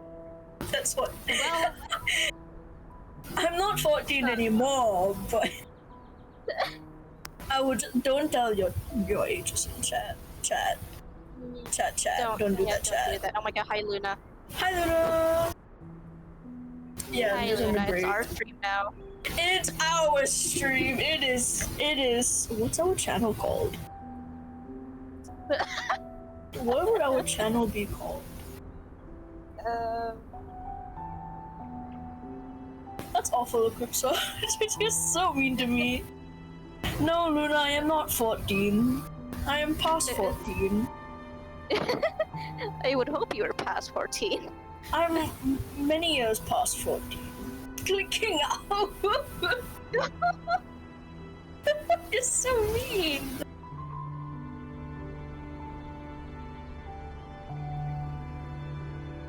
I can't believe you made Luna click off the stream. Damn, man. So 15? That's not what I said. That's not any better. That's not any better. Closing laptop. Flipsa. Guys. What if I did a really sad face? I thought you were gonna say, what if I did a really cool breakdance? Would you guys stay? I don't know why I auto-completed that for your sentence. It's what I would have said. I don't think you would say that. Would I breakdance? No. God, what if I did a really cool breakdance? Would you please stay? Shelly, are you okay? You're having a lot of war flashbacks. Why are you having? You've been in a lot of wars, considering there's only been like 2. That's not true. But they want you to be forever young. Isn't that a? No, I'm thinking about Forever 21. Sorry. No. I'm thinking about Forever 21. Wait, who is they? I'm a clothing brand.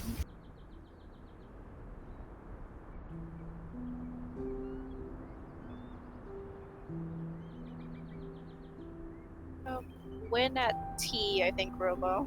I'm pretty sure it's tea. If it's hot bean juice, then it's coffee. I see. But Noting the stuff. leaf water, that's tea.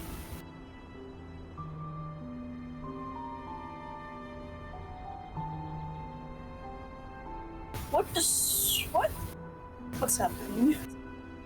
I don't know. I'm lost. We're lost. Good morning. Good morning.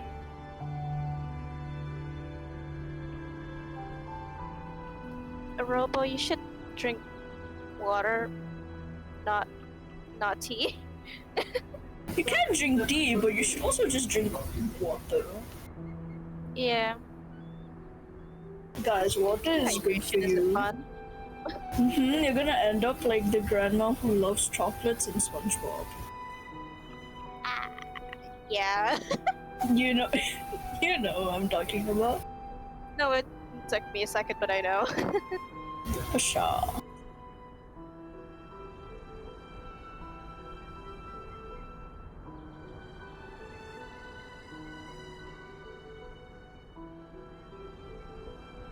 You're already that chocolate person? How? From what? Are you okay? Do we need to take the fire hose and go all over you? So that you will be hydrated? Were we hydrating with a hose? hydrating normally. I just who's getting hydrated with a hose? Shelly? Oh, I see. Because clearly she's dirty with We're chocolate all over her. we're hosing Shelly down?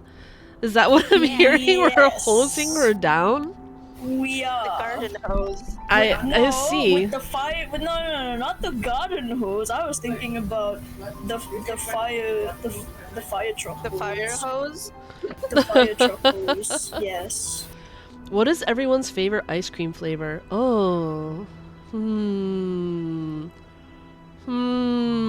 Also, Pen and the Squirrel, welcome in. I'm seeing what else I missed while I was on break. I don't understand any of it. Luna, welcome in. What do you mean? They're talking about what though? Actually, don't read that part. Actually, don't read that part. I have to decide on a favorite ice cream. I like mint chocolate chip. I like.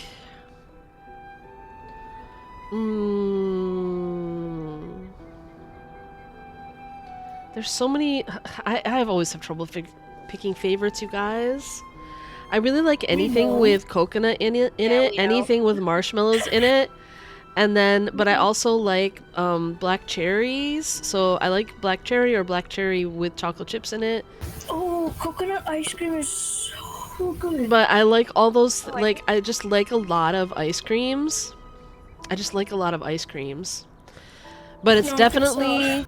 If it's and they make a Nutter Butter ice cream at the we live across the street from one of the best ice cream shops, like independent ice cream shops in our whole region. We happen to live across the street from it. And they make the best ice cream in the area as far as I'm concerned, and there are some really great ice cream places in the area. But they make a Nutter Butter one that has Nutter Butter cookies in it. And it's really good. They make a Fluffer Nutter one that has Nutter Butter cookies and marshmallows. And if you put marshmallows in ice cream, that's like the it's a grudge, key. isn't It's a it? key to my heart. They make like I feel like we've had like a s'mores one from there that had marshmallows in it. And if you put marshmallows in your ice cream, you're gonna get me.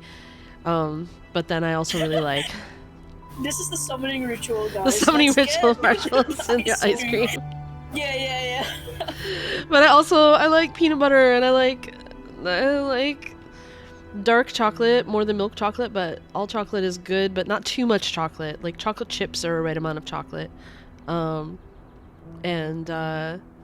coconut and also toffee in ice cream, so good, like a mocha, like a coffee toffee crunch type thing.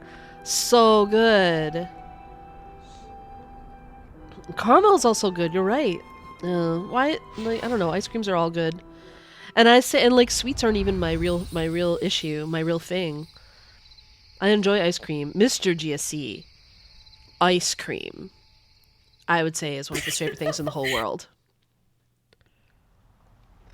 When you mentioned chocolate chips, it just reminded me of that one time I put quite a bit of chocolate chips onto my ice cream, and then I got sick from it. Oh no! Well, Mr. GSC can't eat chocolate because he's allergic to it. Right, I remember this. So he can't eat chocolate, and then when it comes to ice cream, the only one other thing besides not being able to eat chocolate that he can't stand is coconut ice cream. But it's because he has a traumatic childhood experience. He has a childhood trauma related to coconut ice cream specifically. You know what? I get it. Here's what happened. You'll understand. Yeah. He was a kid, and vanilla ice cream was his favorite. Don't judge him. Vanilla ice cream was his favorite as a kid, and his parents took him to an ice cream shop, and he ordered vanilla ice cream. And when he got it, they gave him ice cream, and they're like in the car, and he's eating his ice cream, and he's like, it tastes wrong. It tastes bad. And his parents wouldn't believe him, and that was the trauma. The trauma was less like biting into his ice cream and having it taste like not at all what he expected, because he was expecting vanilla ice cream. But they wouldn't believe him, and finally,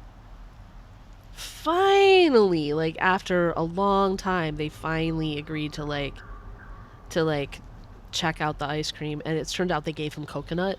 The place had given him coconut instead of vanilla, which, like, coconut ice cream is delicious, but if you're a small child and you're expecting vanilla, like, I think anytime you're expecting a taste and you get a different taste, it can be really bad. But anyway, so he had a childhood trauma that was mostly about his parents refusing to believe him that there was something wrong with his ice cream. But it put him off coconut ice cream forever. He can eat coconut and other things now, though. He likes, like, curries that are made with coconut and stuff like that. He tends to like things made with coconut milk rather than things that have the texture of coconut. I like both. Coconut in all its forms. Wee! A Sekiro for life. Have I had what? The coconut chocolate bar called Bounty. I have never heard of that, but it sounds like it might be sort of... Is it like Mounds? You would love that then. Is it like Mounds or Almond Joy? No, it's a chocolate bar with coconut inside. No, I've never even heard of it. I wonder if we even have it here. Interesting, interesting, interesting. Anyway, back to this serious story about trauma.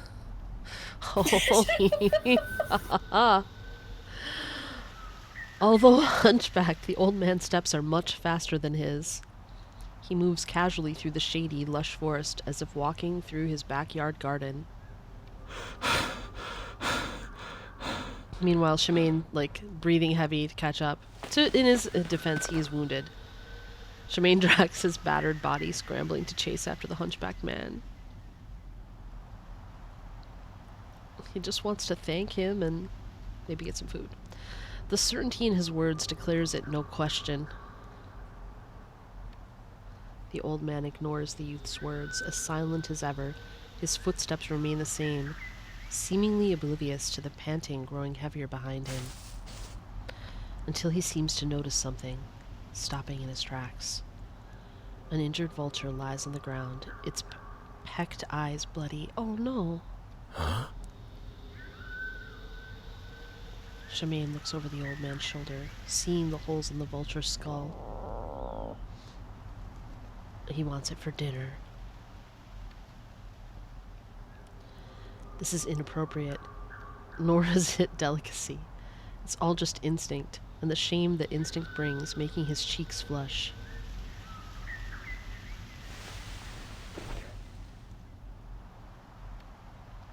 The old man pays no mind to you. He reaches out his rough bark-like hand, gently stroking the vulture. It trembles no more, pupils gazing up at him as if looking upon a daily. Finally, the calmness of death descends, accompanied by flies, and he too leaves.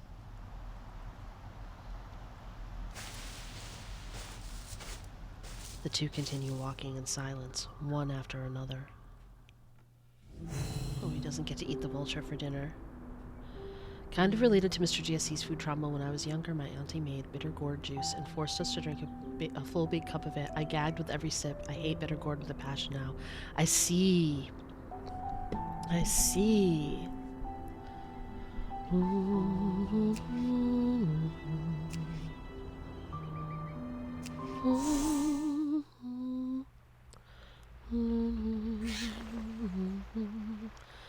By the stone formation in the gully, a familiar silhouette sways lightly. Its black fluff bristles slightly. It's on alert. Huh? The one from before. The old man walks straight toward it. The furball bounces over and you see him bow slightly, placing a bunch of purple flowers on the formation. Oh, the little cutie pie. The tiny carbuncle happily hops, gladly making way. He's friends with the critters! He's friends with the critters! The old man shakes his head, flashing a light smile, and steps over the cleared path. The carbuncle dutifully returns to its original spot, continuing its alert glances.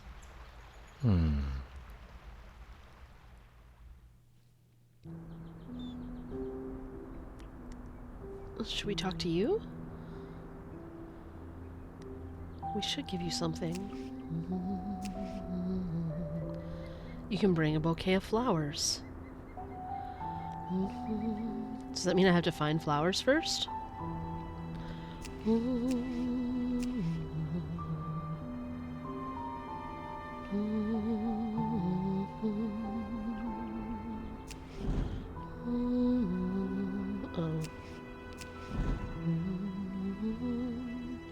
Ah, I see.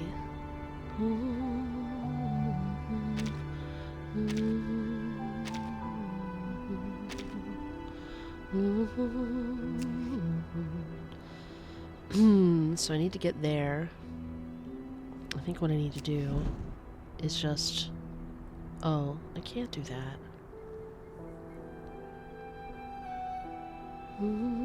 Because that appears there.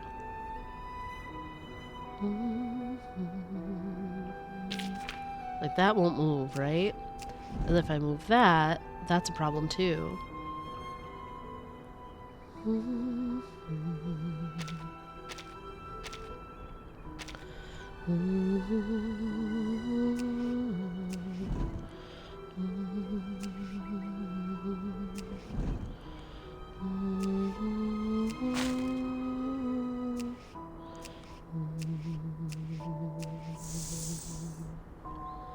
I found some flowers. Found some flowers now. For the critter. For the sweet, sweet critter. Here's a present for you. The furry thing smells Shamane from afar. Without a word, it bites down on Shamane's calf familiarly. Ow! Why? Why? Why? Yeah. Should have been more courteous. He opens his palm, the little purple flowers, drenched in blood and sweat, wrinkled beyond recognition, lifeless, like the one who picked them.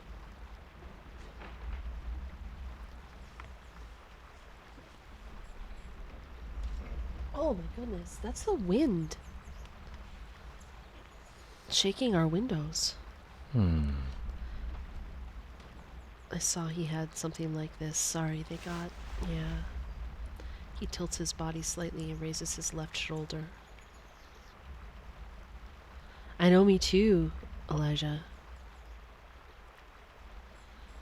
It releases its mouth, looking somewhat dissatisfied. Oh, but it's generous with him. The carbuncle reluctantly moves aside. Thank you. You have done your Thank part you, sweet dutifully. critter.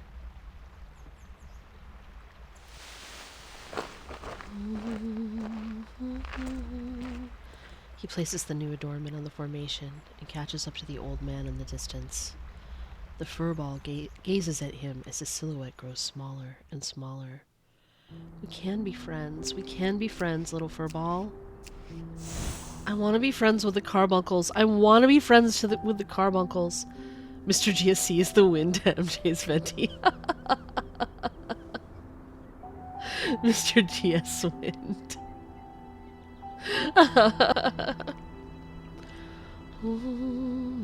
Follow the shaman.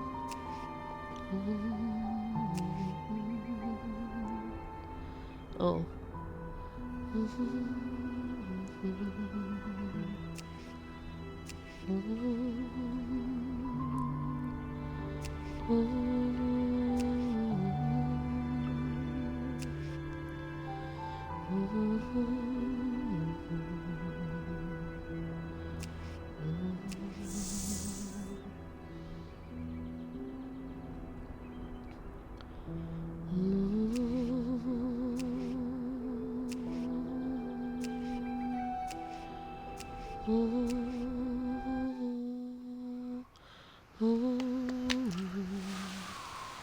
They paw away rocks, chewing the tender grass underneath. Without the noise of water, the tar's ears are especially keen. The slightest wind can make them alert. The GS wind can make them alert. The long whistle pierces through the woods, gullies, and streams, echoing across the deep mountains.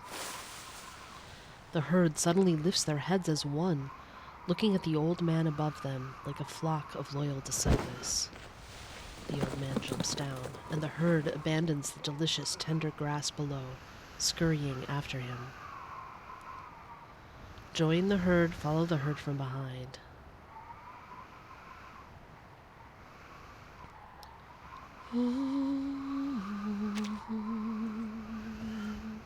The man tries to blend into the herd, becoming one of the disciples. Does it work? A stray lamb stops, looking at him with a hint of confusion.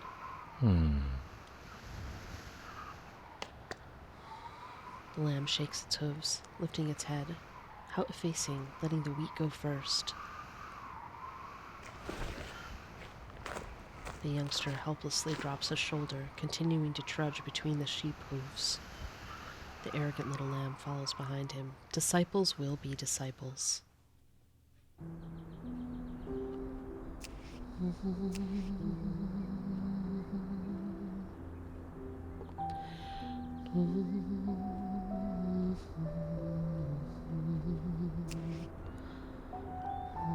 I should have known.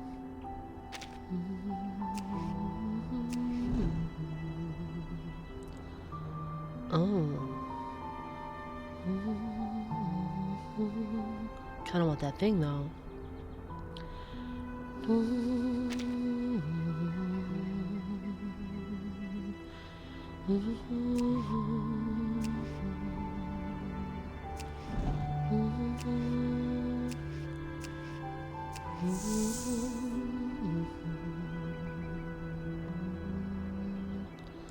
Oh, I got myself stuck.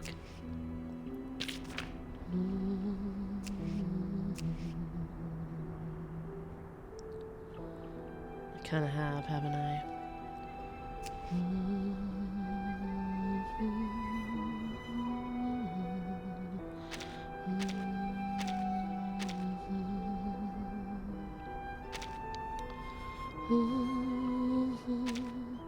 So I've got to move one of these first.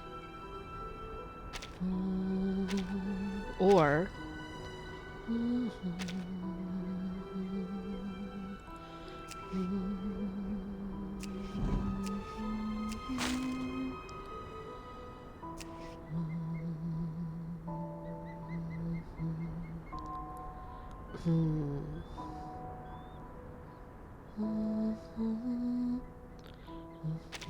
That doesn't work either. Oh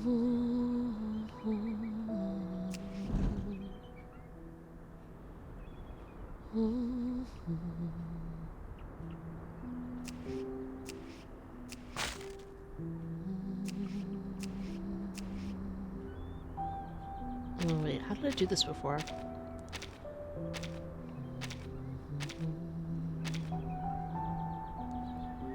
I moved that towards there.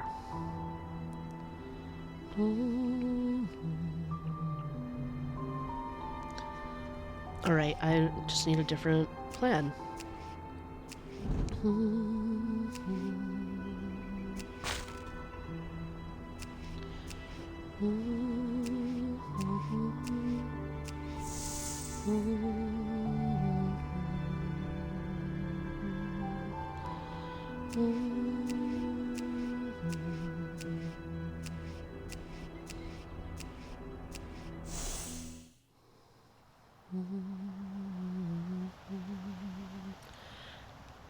Shadow lurk well. GS Wind sounds like a horse's name for some reason. Giddy up, GS Wind. We must pick up the paste. What? I feel like you mean pick up the pace, but it came out paste, and that's hilarious. I didn't realize I typed Giddy up, GS Wind. We must pick up the paste. The shopping, you know? GS Wind, giddy up, we're going to the glue factory. Oh, that's bad for GS Wind. I genuinely did not realize I misspelled face. Guys, I'm so smart. That's hilarious. That's hilarious, hilarious, hilarious. Man. Wolfpack lies between the rocks, not bearing fangs or claw. Oh. Wolfpack, hello? The alpha straightens up, looking straight at the approaching old man. Surely the shaman can take care of this. The old man's steps happen to stop not far from the pack. He slowly takes another step, as if breaking some boundary, and the alpha swiftly bearing fangs, arching its back. I need to ask you to leave for a bit. Oh my goodness. The old man takes out a rope-like object, folding the small pouch on it. Putting it in a stone, he swings his wrist. Oh. The rocks shoot towards the pack, leaving an indent on the tree trunk behind them. Hearing the sound, the alpha's erect ears tilt back slightly. It twitches its nose, hesitating for a moment, then leads the pack to retreat to the side of the rocks. The old man picks up the stone, sighing. His unforgiving silhouette keeps moving, hands clasped behind his back as he gradually walks away. Shamane catches up. The pack quickly scurries back, bearing their blood-red gums, clearly hostile. Shamane, hurry up! Pick up the pace! Okay. Alright. With your fragile fists. Or perhaps you can find another way. Collect branches and stones to make a slingshot. Alright, I might have gotten a stone already. There's a branch. Maybe?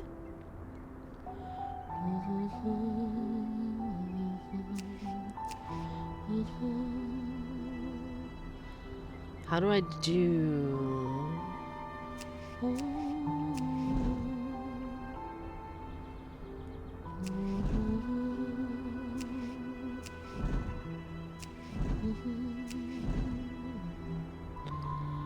How do I...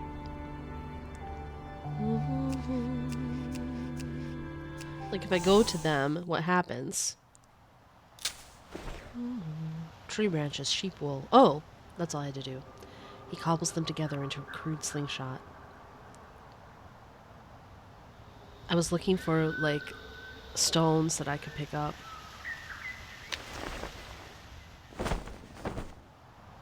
Grabbing a pebble, he places it in the leaf pouch and tries swinging it like the old man.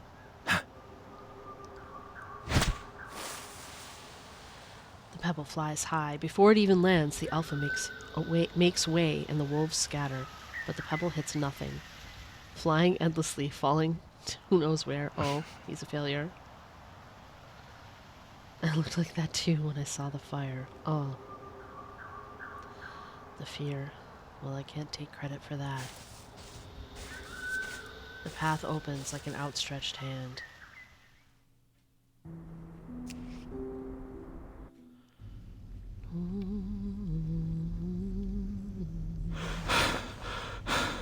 We're almost there, we're almost there. He can already vaguely see the outline of the cabin. His body is still panging with hunger. Another fruitless day. Fruitless. Every day is fruitless. Literally without fruit to eat. At least this time I remember to close the door. He doesn't know why he's back here again. He has no home. But what if... could it be? He's ashamed to still be alive. But he's come this far, all in search of life's answer. The blurry outline ahead becomes clearer. Shamane sees the old man standing at the door of the cabin, gazing down at him in the forest behind him. He stops. The old man turns and enters the cabin, yet the door remains open. His troubled thoughts dissipate, and he quickened his steps up the steep slope.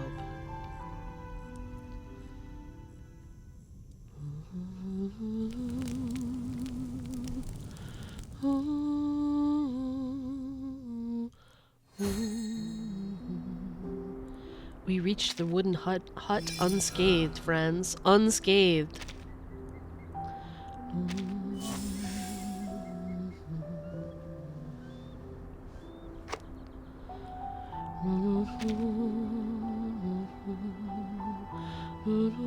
There is 12 days left for the story, for those who were asking. 12 days.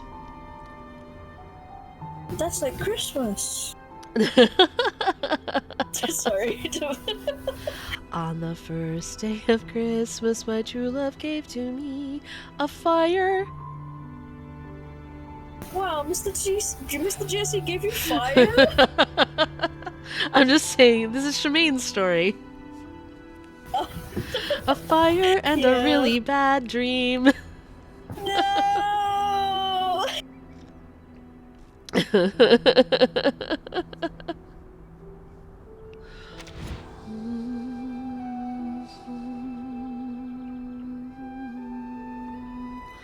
Can we finish this before stream ends? Maybe. Believe. Surely if we're quick and we pick up the paste, we will. If we pick up the paste. We gotta pick up the paste, you guys. Okay, but which pace are we picking up? What would make us go faster? Whatever paste we would have had in, like, kindergarten. Autumn winds batter the door, the fire quietly burning, gathering warmth. Inside a bed. Like the kind of paste that you make with, like... How did they used to make that? I feel like we used to make paste. Like edible paste? Or what? Well, it was non-toxic. I feel like it was made with food type things, like water and... Maybe it was basically like dough. Play-Doh? In a way. Right. Play-Doh! Oh my god, I love Play-Doh. Okay. Inside, a bed has been conspicuously added. The hanging masts knocking onto each other with a dull, clinking sound. In the house, the man twirls his dagger nimbly around the deer's neck, instantly slitting its throat. Oh. Oh, killing deer. Play-Doh is salty, I think. It smells salty. I haven't eaten it, but it smells salty. I feel like there's salt. I feel like there's salt in homemade paste, but I can't remember. Shiro, thank you so much for the follow. Welcome to the GSC Nation. Shiro Inagai? Inegai? Shiro Inegai? Shiro, welcome.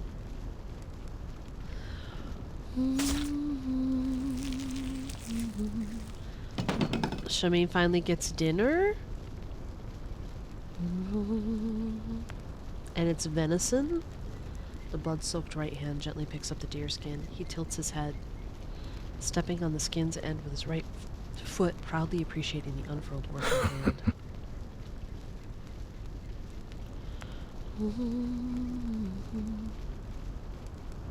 Oh, he's in his, like, outfit now.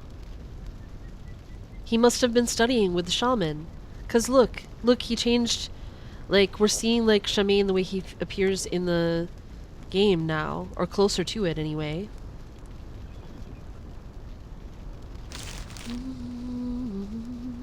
He releases his right foot, pulling the deerskin, and uses his relatively clean toes to pinch the note lying slightly out of reach. So this is like years later, after studying with the shaman. What? No. He bolts up, nearly punching a hole in the ceiling. Startled, the magpies behind the house call out loudly. Oh. Really wants me to die in those woods. Oh my goodness. Shamane grumbles, but still washes the dagger clean in the basin and turns to put out the fire.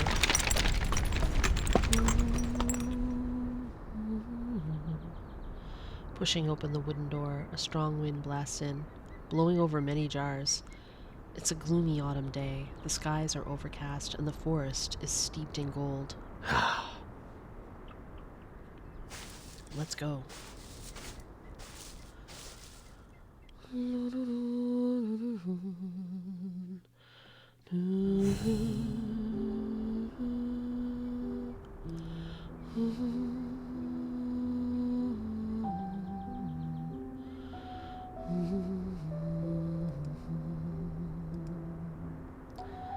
Visit the river. So that means we have to find the river. Oh ho. Let's see.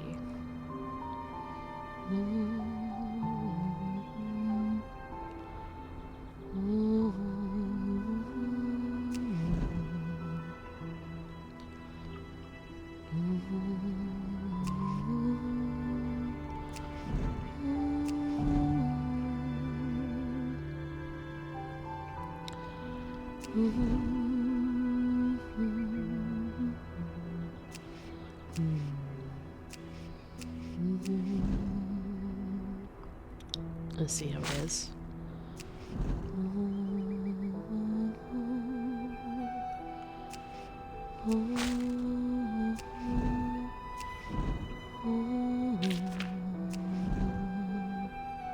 Oh.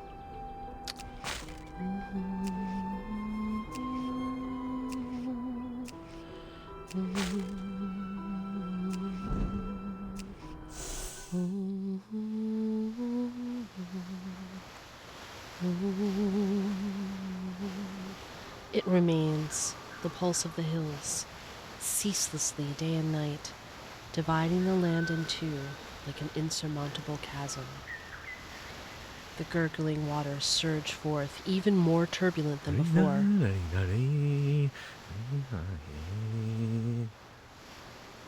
Shamane sings to the water. He steps barefoot into the river, steady as a boulder.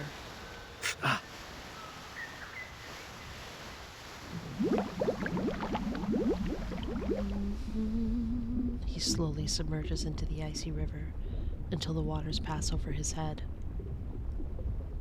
Inside the endlessly turbulent river, it's as tranquil as the womb, but colder.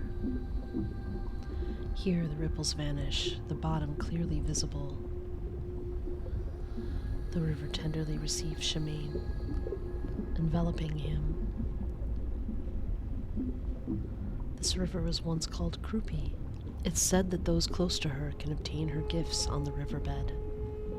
He opens his eyes. Below in the river, the glowing aquatic plants flourish like stars in the water. He thanks the river. Shamane reaches out, gently plucking one.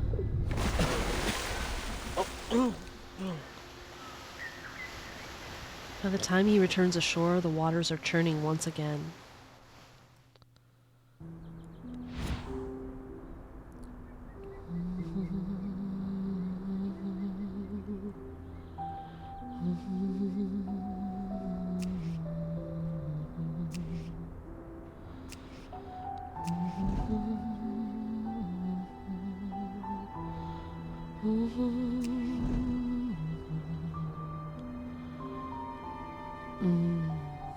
I would have been better off if I hadn't moved that one before.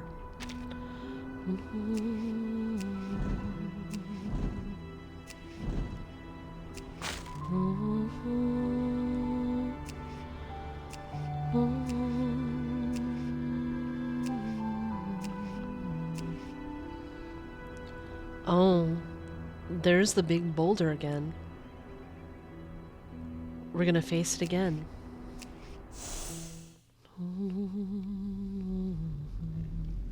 He's befriending the boulder that put a hole in his calf before. Another old friend long unseen. It sits here, enduring storms and invading winds. Despite the erosion of time, it doesn't budge an inch. Stubborn, obstinate, rigid, indifferent to all criticism. Huh? It used to be this small. He raises his solitary arm, trying to measure its change.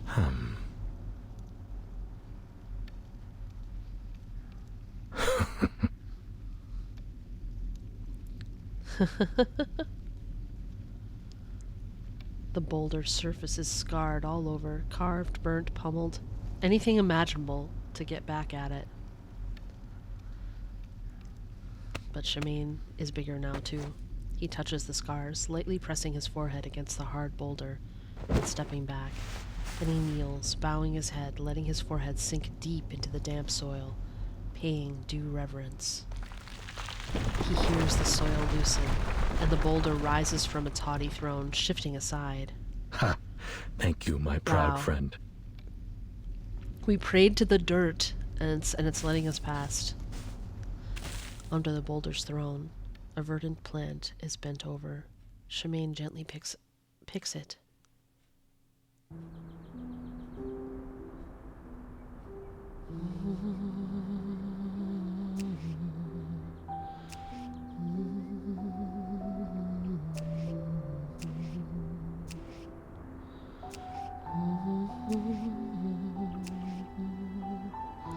And here we are again, at the bramble bushes. A familiar place. The thorn has expanded further, encompassing dozens of towering trees. Spikes entwine the roots, nests on branches sealed off, feathers hooked on the spikes. Remember what happened when we first met? You nearly blinded one of my eyes. Below, a gray rabbit is hooked by its skin, blood staining its fur. Oh, it's exhausted, no longer struggling. Oh.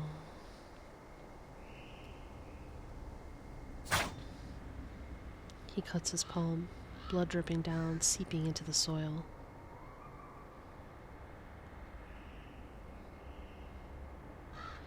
He lowers his head, deep syllables spilling from his throat.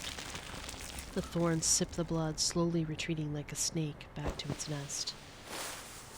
The spikes pull out of the rabbit, which quickly escapes. A clear path appears ahead. We saved the bunny rabbit!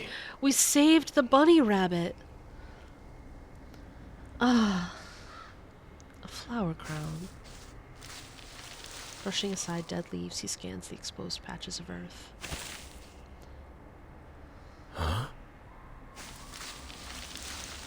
Lifting his foot, a withered ring of thorns, hardly worthy of being called crown, reveals itself.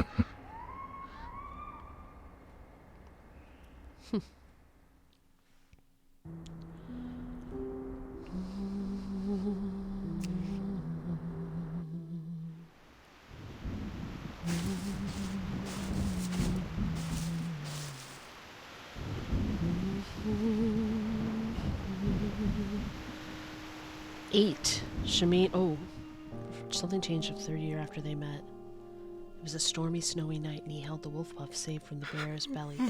It's going by so fast. Shamane followed the bizarre old man for 8 harsh winters, but something changed in the third year after they met. It was a stormy, snowy night, and he held the wolf pup, saved from the bear's belly, as if holding his past self in the flames. He held the sole survivor, and discovered fear and pain once more. He dwelled with them again, day and night. Only this time he would no longer flee in defeat. Oh, a wolf pup. You guys, I really want to pull for him. What have they done?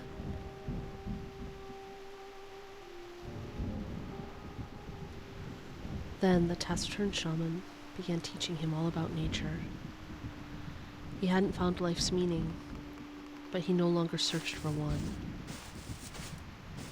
As long as I keep going, keep moving forward, the nightmares halted before his bed.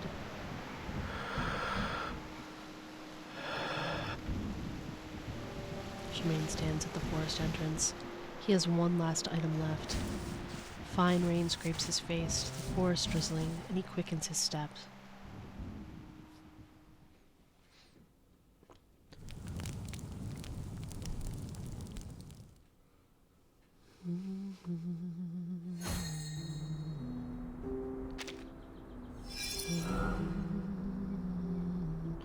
Friendship with a fluff ball? Ha ha ha ho ho hee hee hee.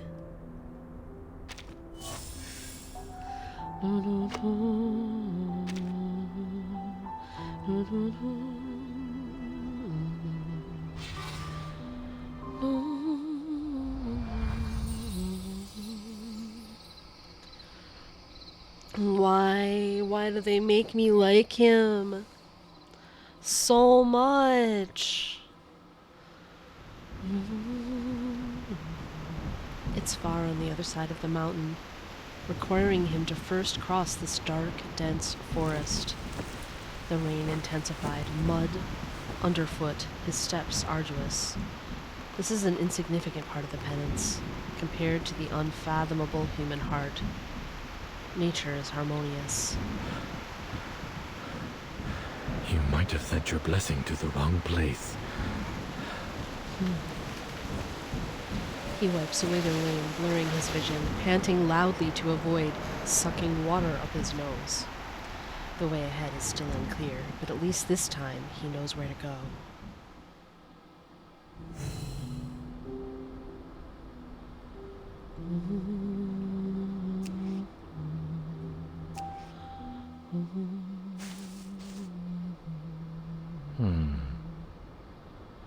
Thorn grass.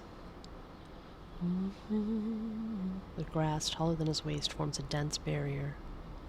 Softened by the raindrops, it's bent at the waist. Once touched, the blades stiffen, their interwoven and razor-sharp edges able to cut skin to ribbons. Faint sounds come from the thickets. Hey, little fella. What are you doing here? Hopefully not getting cut up by thorn grass. The rain has soaked the lamb's fur head down, chewing on the thorn grass roots. Their tongue secretions can make the grass lower its defenses. Ah. It lifts its head, bleeding, revealing a head missing an ear. Huh?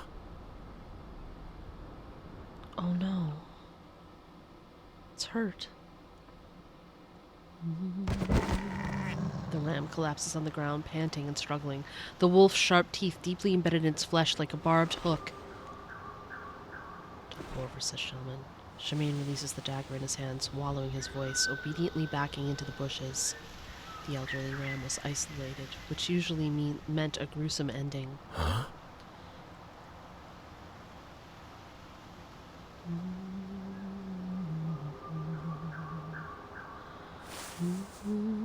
A sound rustles in the bushes. But instead of a foot, a small lamb peeks out. Huh? The lamb lifts its short horns, rushing at the wolf pack without hesitation and toppling over. The pack retreats half a step and surges forth again, gnawing the lamb's head, tearing its tender fur. The bushes begin rustling once again and the flock charges out, rushing at the wolves. It's gonna be a slaughter. Oh no.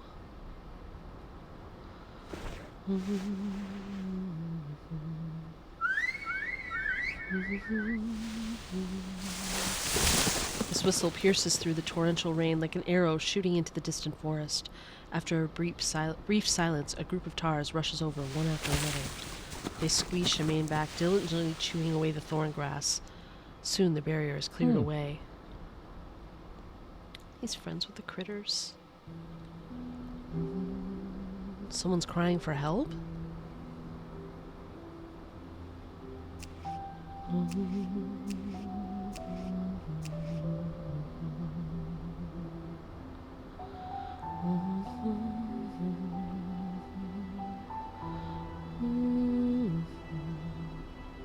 Are we friends, little guy?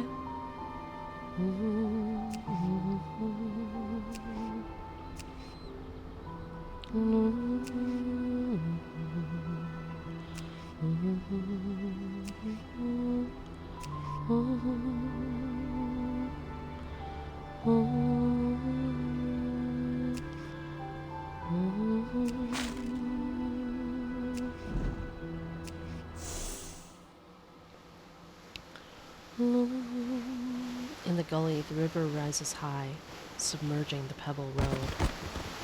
The formation is scattered by the rain, the furball hopping anxiously atop a tall rock.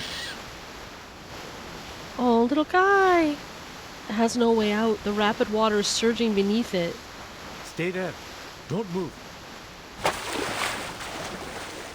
Shamane wades into the rapids and carries the furball off the rock. Safe on land, it stares, wide-eyed, looking curiously at the tall figure before it. Huh? Why are you all alone? drenched, the furball scurries left and right, trying to explain. Realizing its futility, it pitifully stops and stands in place. Shamane places it atop his head.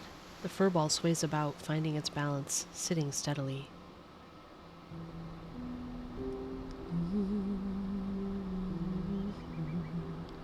It may help us.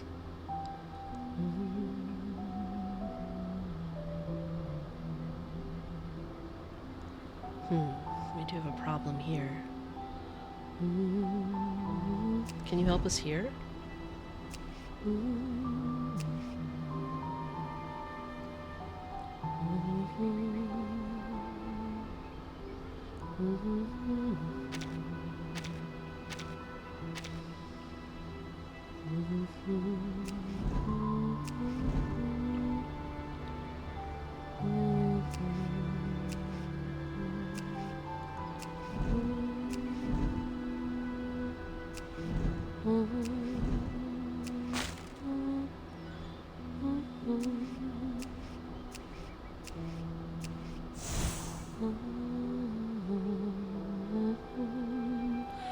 Now we're on the same side.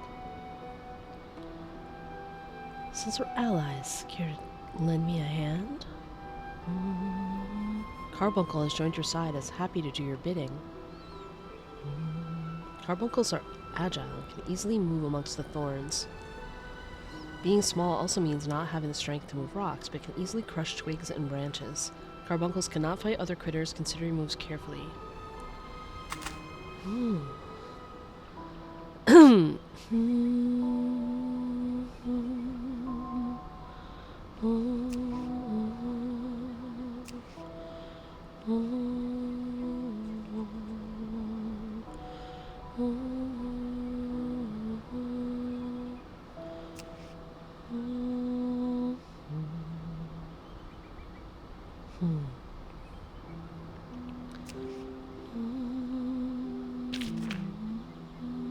I see.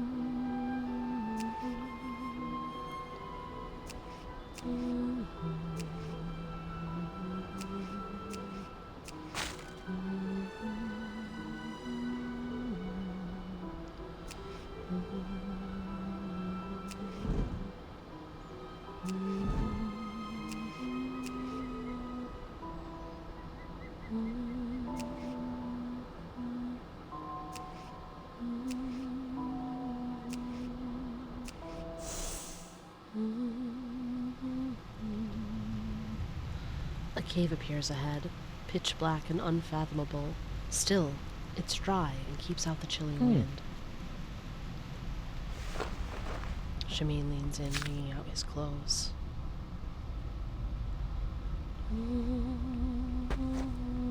He takes out a piece of flint and looks around, but the dry twigs on the ground are too brittle and wet. There's nothing that would easily ignite. Well, not nothing. He grabs the furball off his head, squeezing it in his hand. Fluffy, warm, and ignitable. What? What? What? Why would they say ignitable? Why are we setting it on fire? The furball senses the danger. Run away!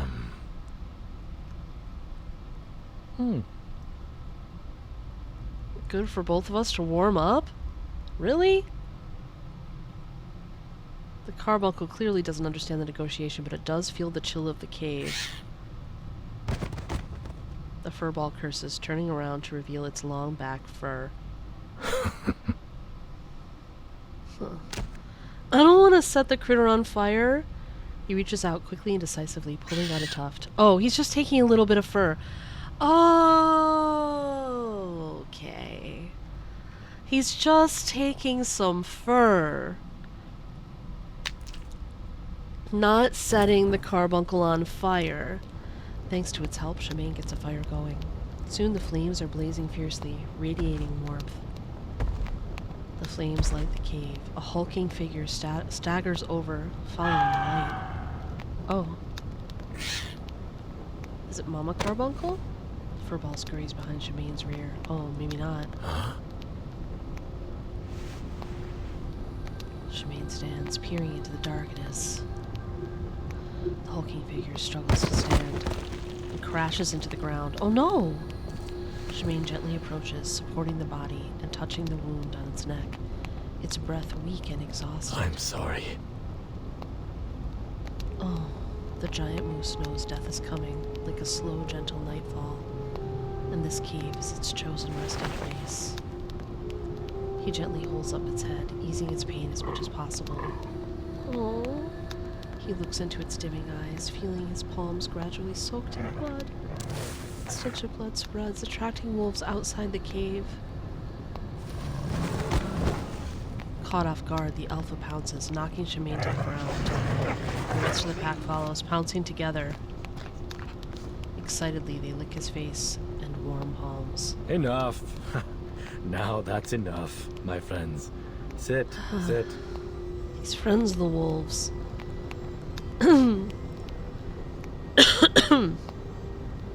He has something he still needs to do. He kneels by the moose. A feast has been given to us. May it walk with you, Mother Nature. Footprints trace the cliff's edge, startling the birds into flight, becoming food and nurturing new life.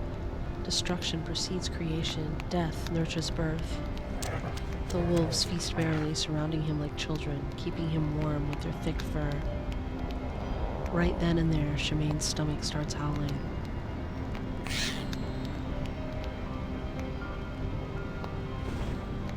The furball glances up at him, staggering over with meat on its mouth. The flames flicker as the wolves' snores rise and fall. Outside the cave, the rain still falls.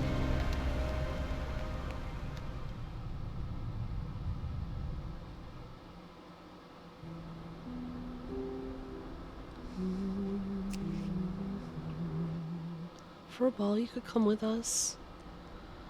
As dawn approaches, the torrential rain eases, and mist shrouds the forest. He leaves the cave early, heading towards the forest's edge. Before long, the path ends and he is met by towering cliffs. He looks down, another forest flourishing below where the last herbs grow. All right. Wish me luck. Good luck. He climbs down the imposing cliffs tremulously. A shadow blocks the sunlight. Hey! Hey! Don't! The furry creature leaps over, smacking him in the face. The stones on the cliff can't bear their weight, falling alongside his shouts. Oh. Critter wanted to come with him.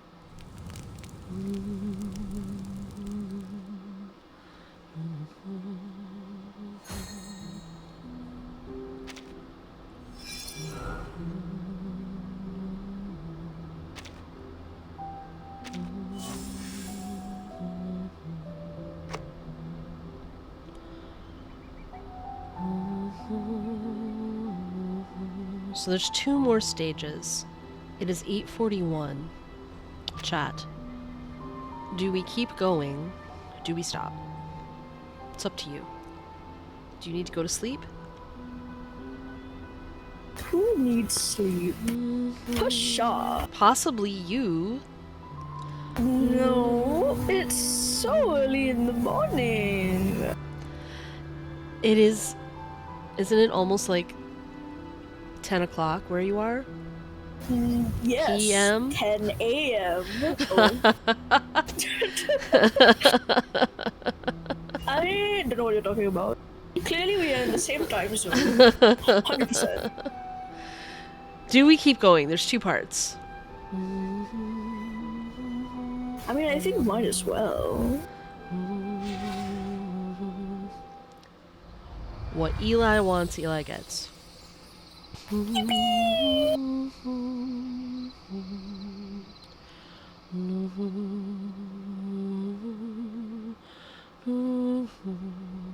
Luna is cracking me up. Shamane opens his eyes, only to find the furball staring at him with its round eyes.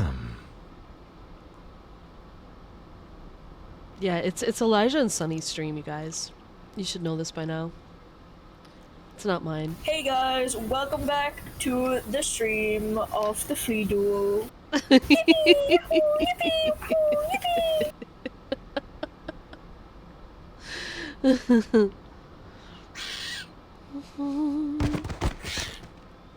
It grabs the herbs in its mouth, bouncing away. Hey!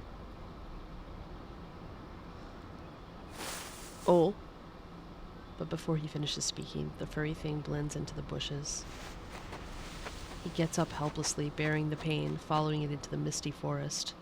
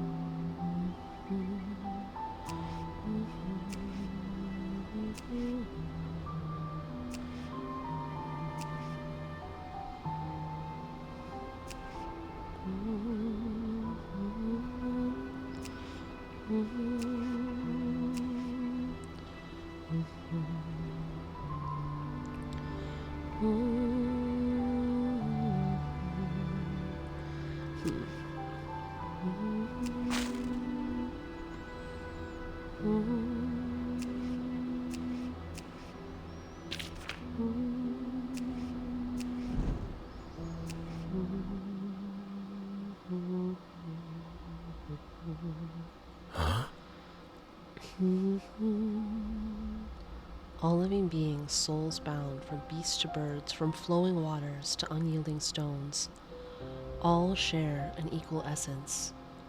Mork property, welcome in. Kill and trample not, hold respect within. He leans down, the carved lines on the steel, ancient and too eroded to discern. These strokes. He goes behind the steel, finding the surface blood-stained from long ago. The furball ignores the steel, bouncing ahead on its own.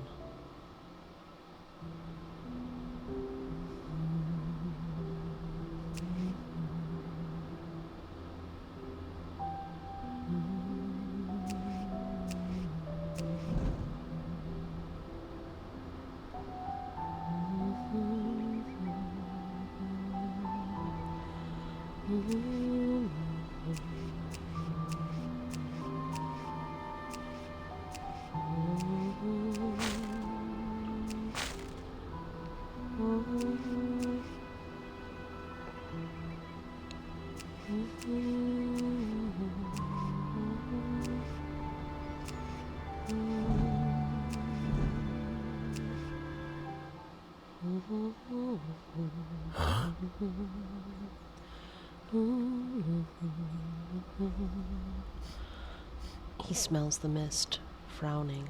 Smells like mushrooms. You can't send messages on Twitch, Luna? My memory's not that good, Mork's property. Danger lurks within, an instinct honed over months and years. Brushing aside some weeds, another steel appears. The steel is severely damaged, its carvings unrecognizable. Life is ceaseless as the endless streams.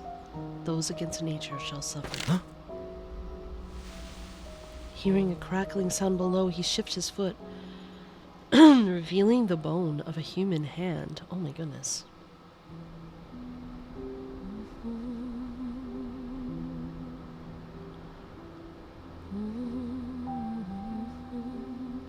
We need to find another stone tablet.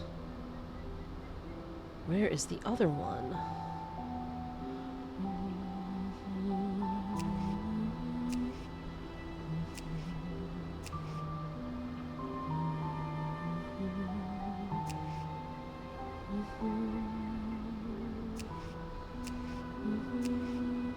Is it this way?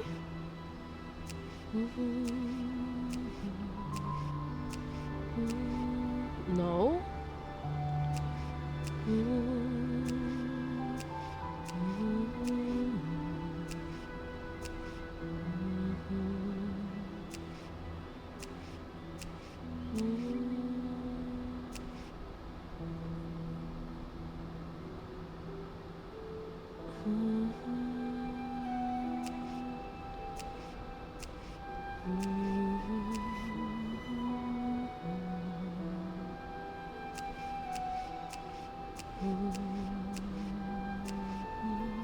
I'm confused.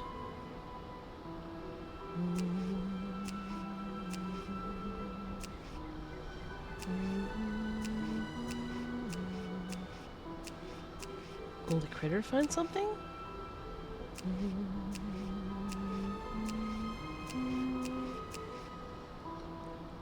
You guys don't see another stone tablet, do you? Under the stones? Maybe I have to push the stones? Maybe I better get my buddy over there.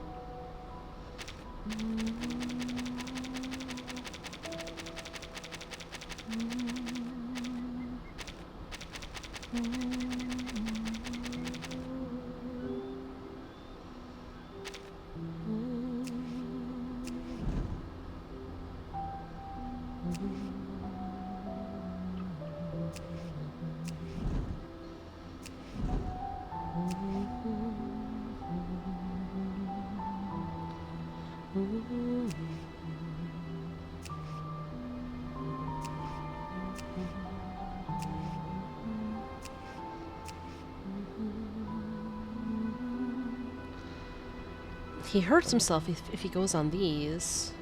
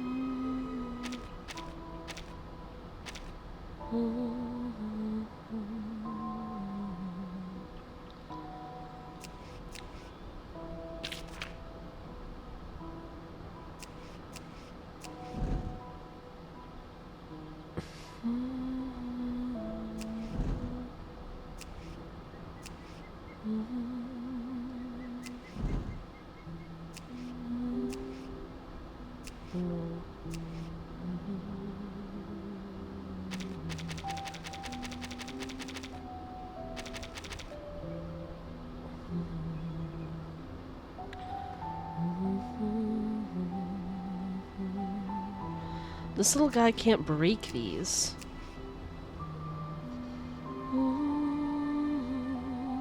And he also can't move forward onto the stones. Like, he can't...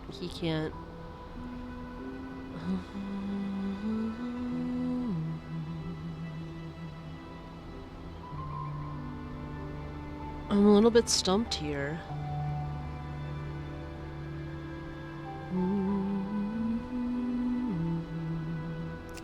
Like, if I go onto this, I get hurt.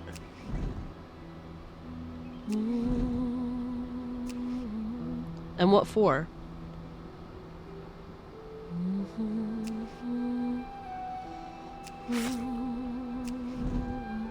Like I'm scathed. And what for?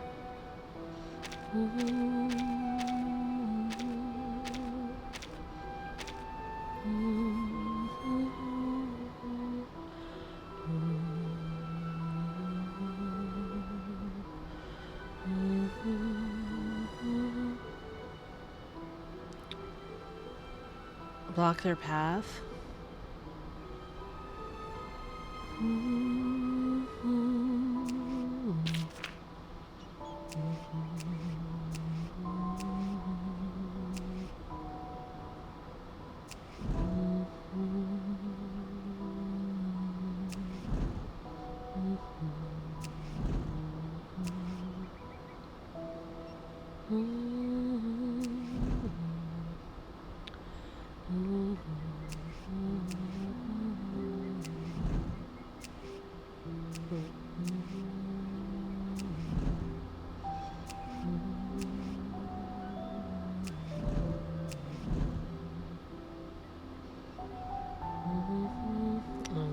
That doesn't do me any good.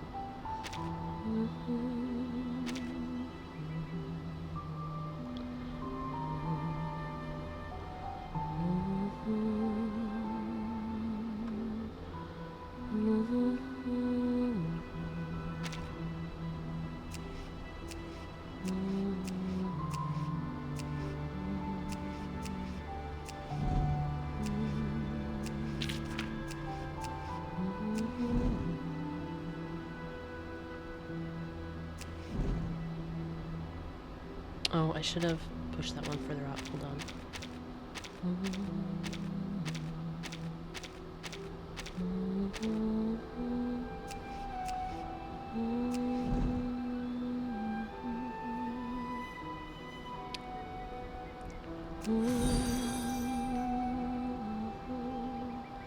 Wildfire Ash, thank you so much for the follow. Welcome to the GSC Nation.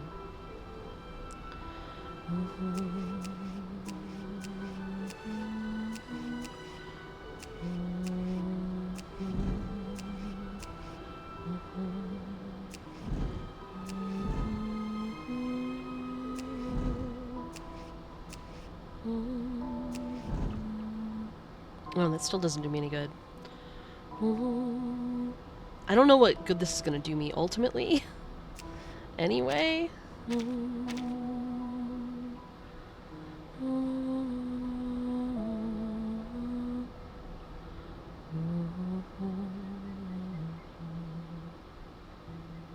Like if I get scathed.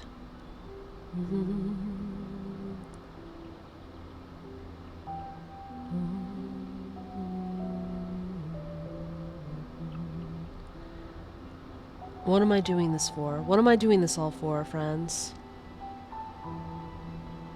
Are we sure the third stone tablet isn't at the exit?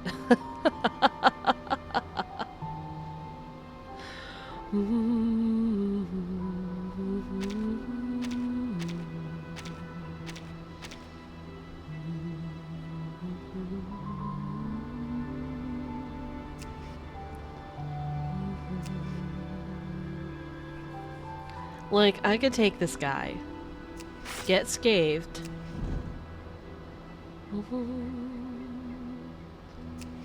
and block this guy's path, but I don't know what for.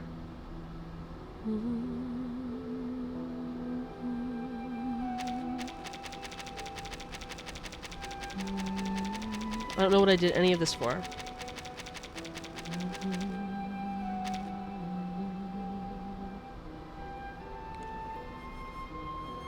Where's the third stone tablet?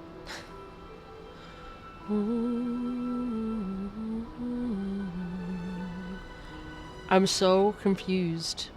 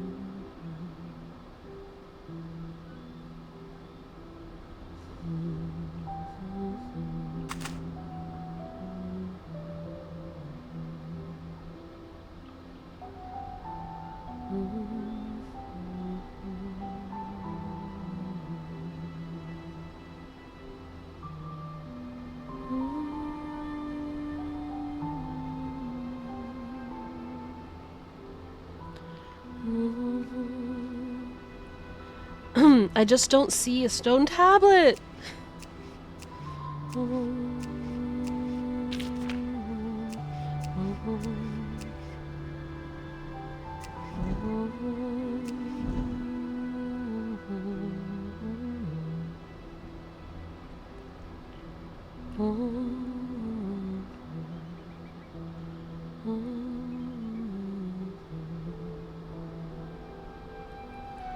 I don't feel like Galaxy Brain is what I'm missing here. I feel like I'm genuinely just missing information.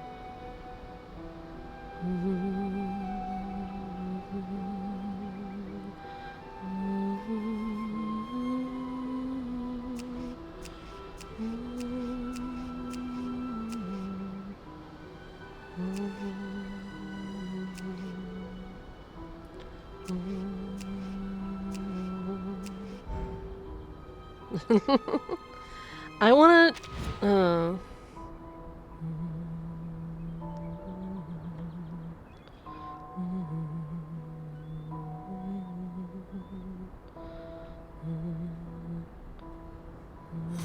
Like, did I miss something in the text? Ilunala, thank you so much for the follow. Welcome to the GSC Nation. I thought we were gonna play this. Keep going. But I'm so lost. I visited the 2 tablets that are here. I don't see another tablet. I've moved a bunch of the stones, it didn't do anything. I blocked the path of the critters, it didn't do anything.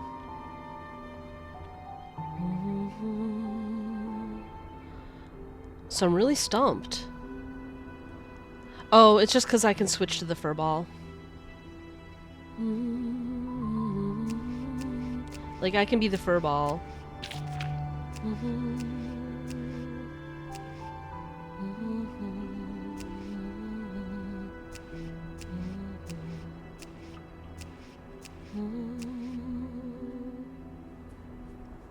You know, like, I can play the furball just as much as I can play that, but I don't...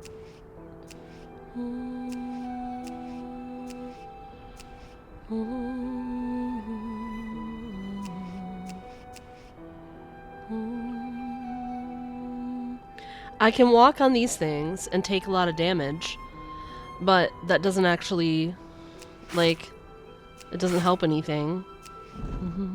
I tried these. I tried all these. Like, moving them, nothing happened.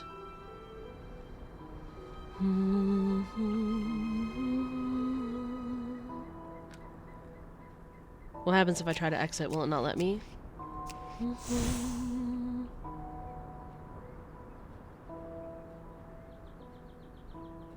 This entire time has the 3rd stone tablet been in this part of the forest.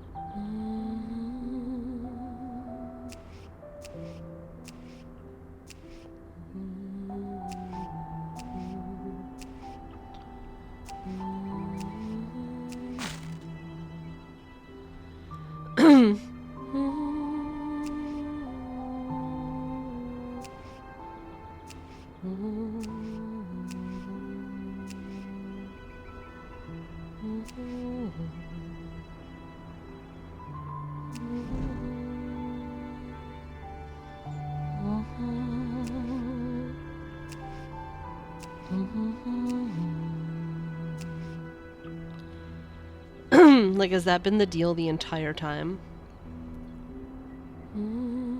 Like, I just needed to exit. I feel like they could have been a little clearer about that, don't you think?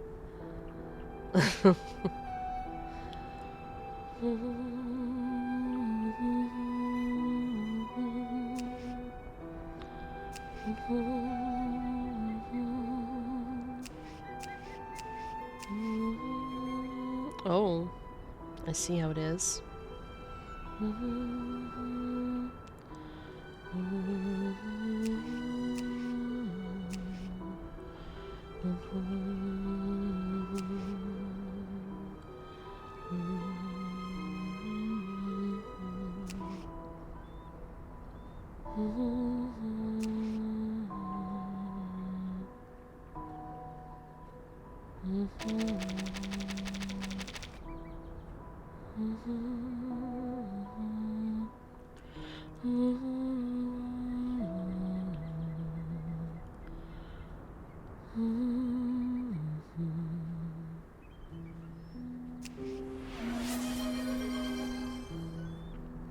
Thank you. I will hydrate for you, Daily Toes.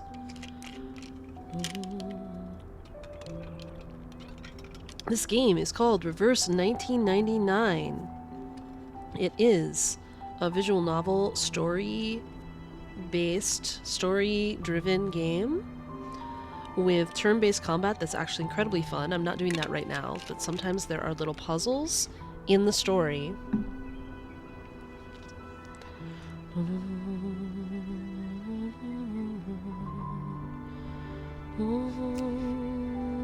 Oh wait, I didn't mean to do that. I keep meaning to switch to this guy. Because I think he might need to go there for a sec.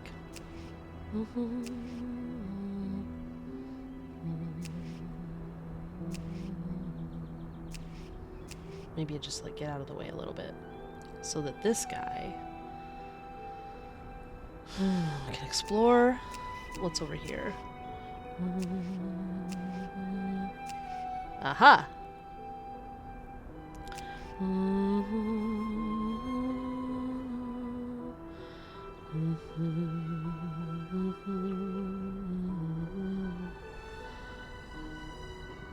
What is going to be the best path for Shamane?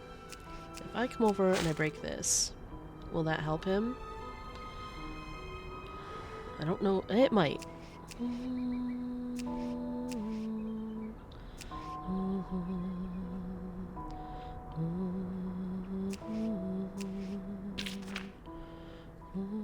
Oops.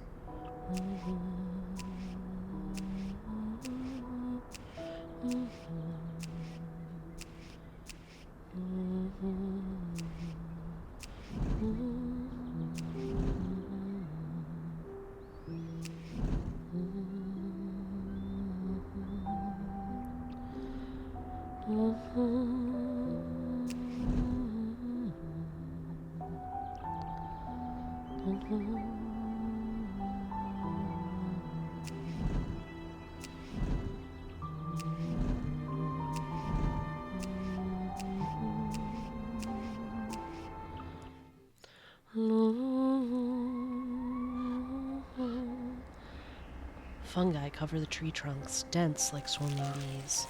Sticky fluids seep from the dark green mushrooms, dripping onto withered plants. Huh? Oh no. Something's wrong here. He carefully surveys the surrounding, finding a steel wrapped in cyst-like ornament. Suppressing disgust, he pulls out the fungal bodies, revealing the carved lines on the steel. Death and life, movement and stillness, all are one.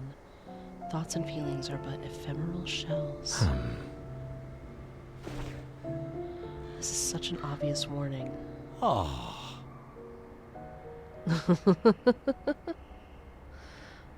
Another of the old man's trap. Before entering the forest, it is pointless to question such things.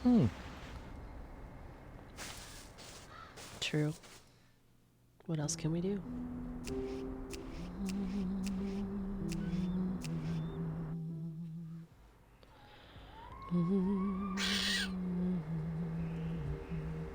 Our buddy stops, excitedly showing him this swamp. At the forest's edge, a group of black carbuncles are grouped together as if deep in discussion. He realizes this is likely their former habitat, and they're having a meeting. Oh.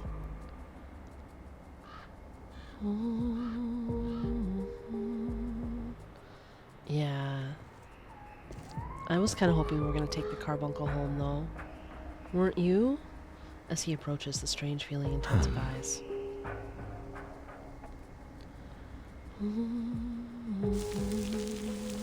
Me too, Sonny, me too.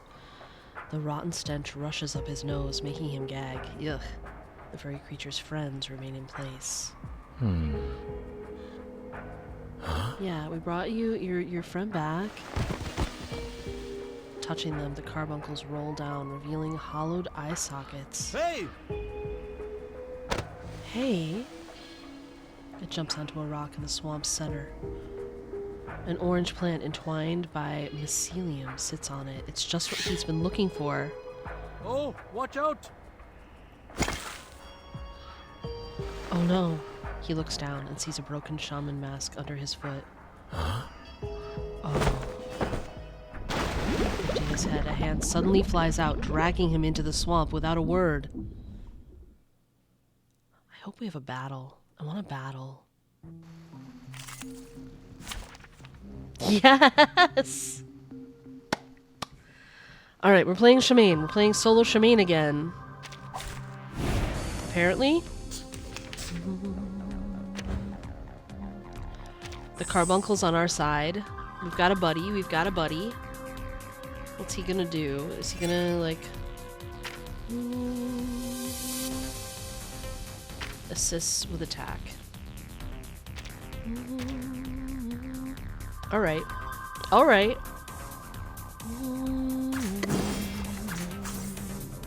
Everyone has their own destination. Hold on to that.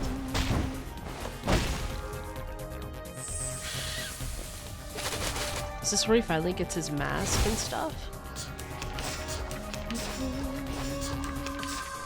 We do have a little friend. Alright, the debuff should still be active. Yes. So we are just gonna go right on ahead and attack. Attack, Give attack, me a attack. hand, friends. I can't do this alone.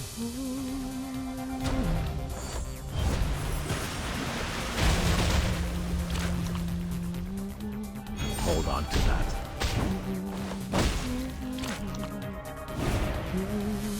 Oh boy. What are we fighting now? What is your deal? When the caster enters battle, damage taken reduction plus 50% every time the caster takes damage. Damage taken reduction minus 5% attacking at the same time. Alright. So we just gotta... Wait, what do these guys do? Alright. We just gotta go after this guy. Let's do debuff and spammer ult again. Everyone has their own destination. Give me a hand, friends. I can't do this alone. They really want to make me want to go for Shamane.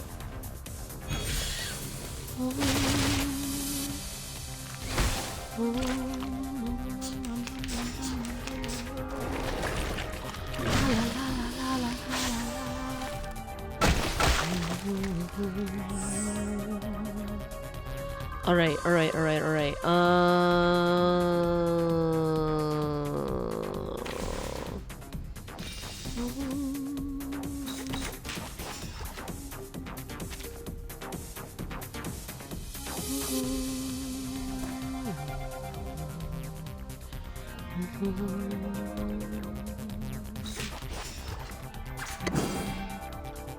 We'll have a nice debuff for next time, and got a little moxie.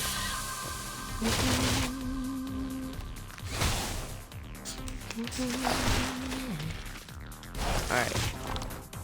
Now we have a 3-star debuff.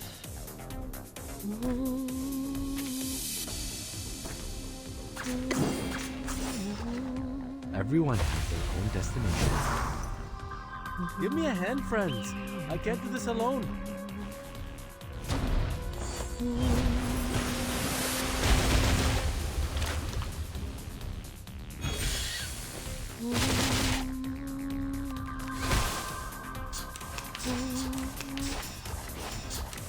Give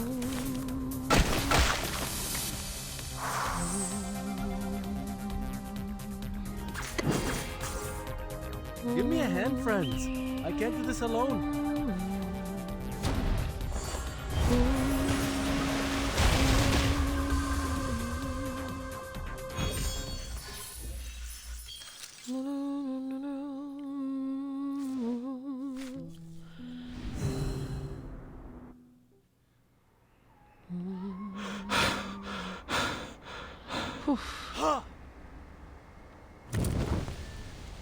Dragging his battered body, he uses his last ounce of strength to ignite a piece of wood, hurling it into the heart of the fungus.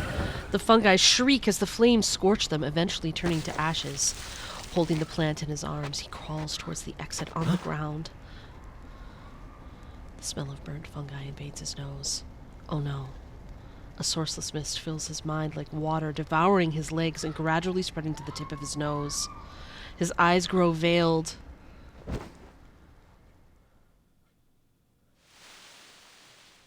Fire again.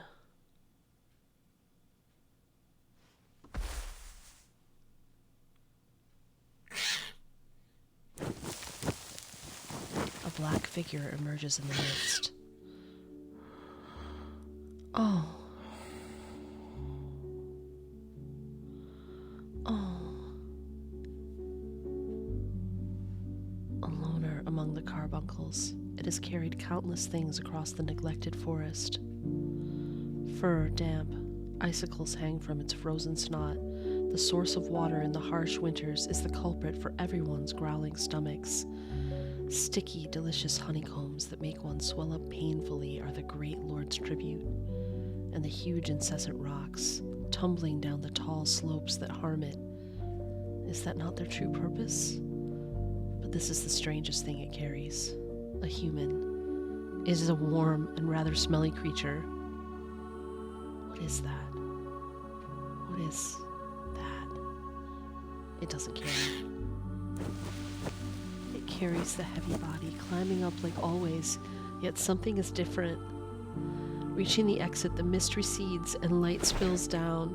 It puts down the body. It's time to go back.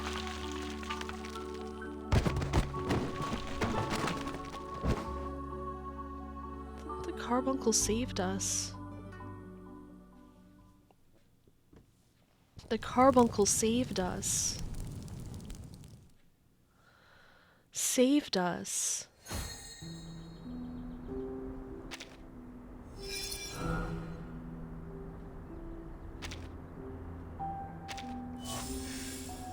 There's just one more stage.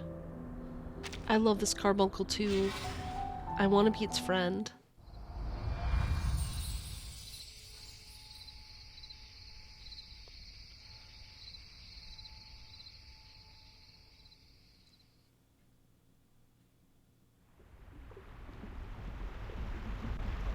The uncrossable river, the impregnable thorns, the unyielding boulders, they come in waves. Nature stands bare before you, with no one avoiding its existence. You must wade in and touch with your own hands. You retreat in fear, knowing its essence. Only when shattered does a stubborn rock know its toughness. Only when nearly extinguished can a flame understand its brightness. And here we are. Once again, he finds himself in the same place. He feels the scorching air and hears the cries and wails echoing as flames gradually consume the house.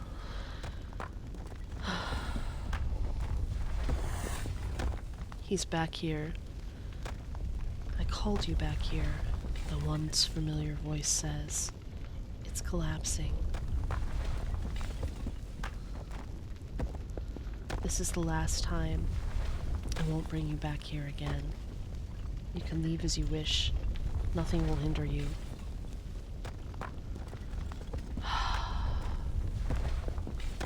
I want to see them again. You sacrificed an arm. I'll pray for you. Good luck.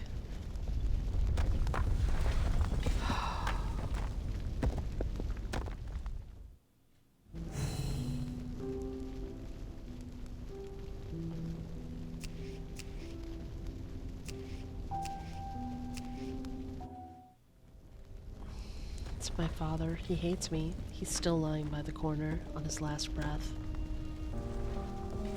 He steps into the hall, standing before him, his shadow enveloping him.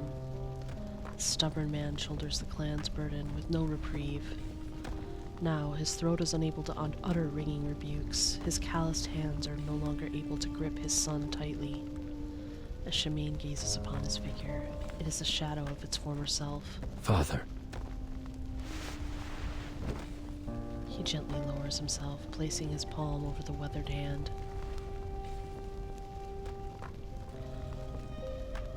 I never succeeded in abandoning my guilt. He looks at the aged face, yet it feels more like he is talking to himself.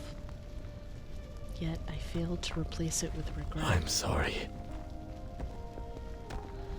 To this day, my choice weighs on me. He looks up, gripping his hand.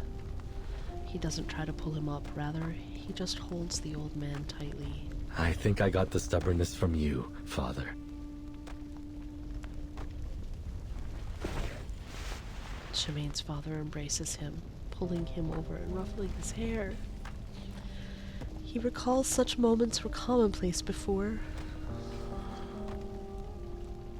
The father leans on his shoulder, lips trembling. A heavy object is gently placed in his palm. Huh?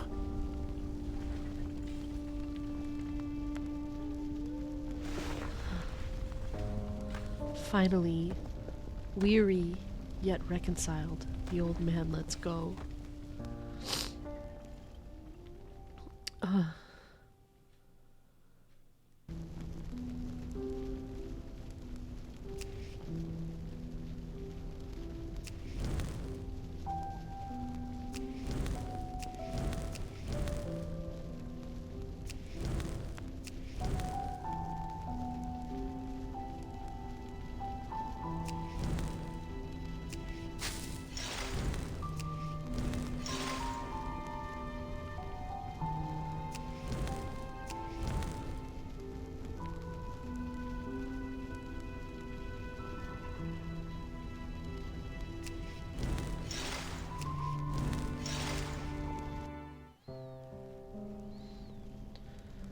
Like a candle swaying in the wind, she sits by the servant's corpse, serenely awaiting the flames. Mama. This face that once made him weep, these hands that held him up, now they are just withered remains. Her gaze dim, eyes empty. He still doesn't know how to face her. She looks up, gazing at this strong, grown child. Her face reveals a familiar smile.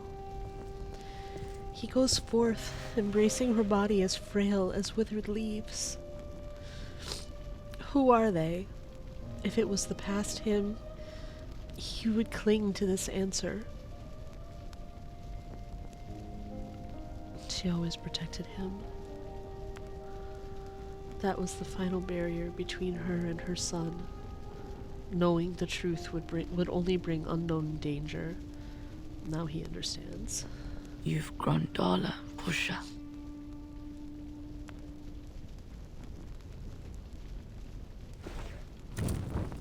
She gently nudges him to stand, helping him away from the sea of flames. Her smiling face gradually blurs until it disappears completely amidst the flames.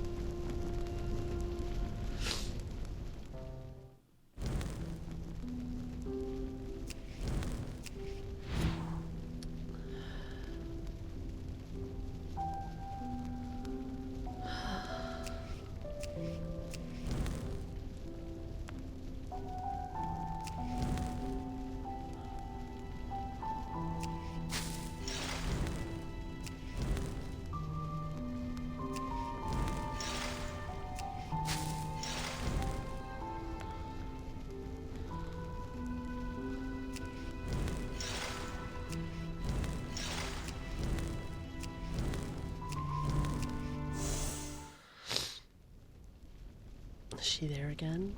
Like dusk in autumn, the sacred fig tree silently burns. The woman gazing at it from under the gazing at it under the tree for a long time. She's there again. A little bit sunny. She remains silent. He reaches out to the figure below, opening his palm. A moonstone ground smooth.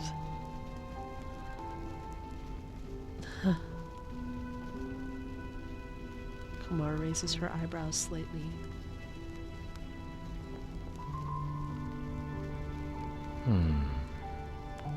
He said sorry. He never said that. Kumar takes the rounded stone, gently tossing it into the air. She stands, holding the pebble for a bit. Turning, she wanders towards the flames. Where are you going?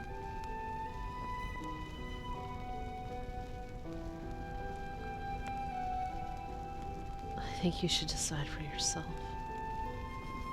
She waves casually in a perfunctory gesture, or perhaps bidding farewell.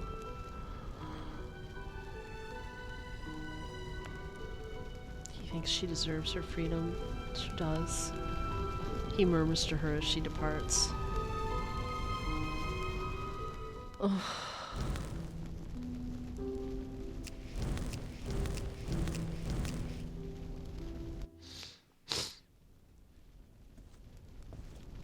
Going deeper into the sea of flames, the heat gradually dissipates.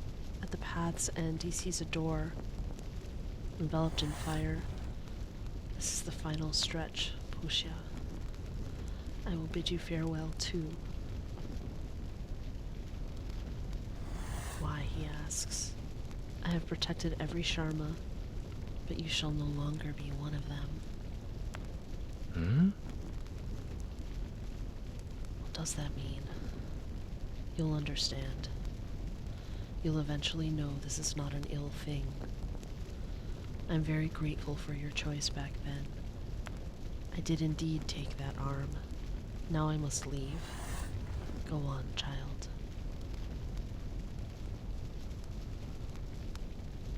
Shamane looks around, but the elephant has vanished without a trace. He holds his breath, turning the handle, light spilling through the crack. And here he is. You owe it gratitude for its protection. Opening his eyes once more, he finds himself in the cabin, the alpha wolf at his bedside. He sits up, pressing his dizzy head. Huh? What are you talking about? Shamane scans the room, trying to find the tiny black figure, but without success. That carbuncle. It should have been with me. The wolf carried you back here with everything on your person, but no carbuncle. As the alpha licks his hand, he feels an itch, realizing that his palm is gripping something tightly. Opening his palm, he sees a tuft of fur. He inhales, taking a deep breath. Where's our friend? The shaman rummages through his pocket and hands over an unopened letter. He takes the unopened letter, the pattern on the sealed wax, one that emerged countless times in his dreams. Frowning, the scene before him is bewildering. Inside the envelope, the letter is blank.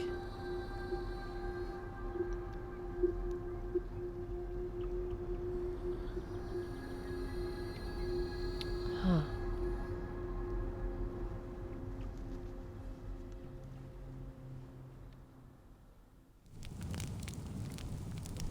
Huh. Huh.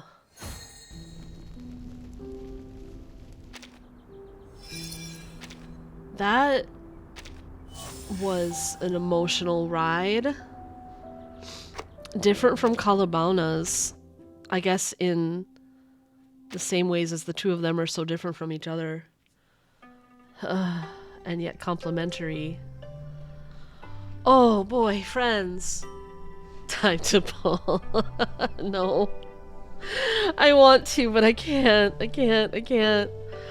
Oh boy, that was... Ah, friends. That was an emotional time. Oh boy. Oh boy. Next time we see MJ play Reverse 1999, Shamane's gonna be in the home screen trust. Oh, I'm so emotional now. I'm so emotional now.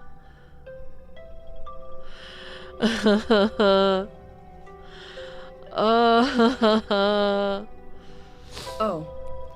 no one else is here? Great. Yeah, no one else is here. Now. Alright, you guys, wow.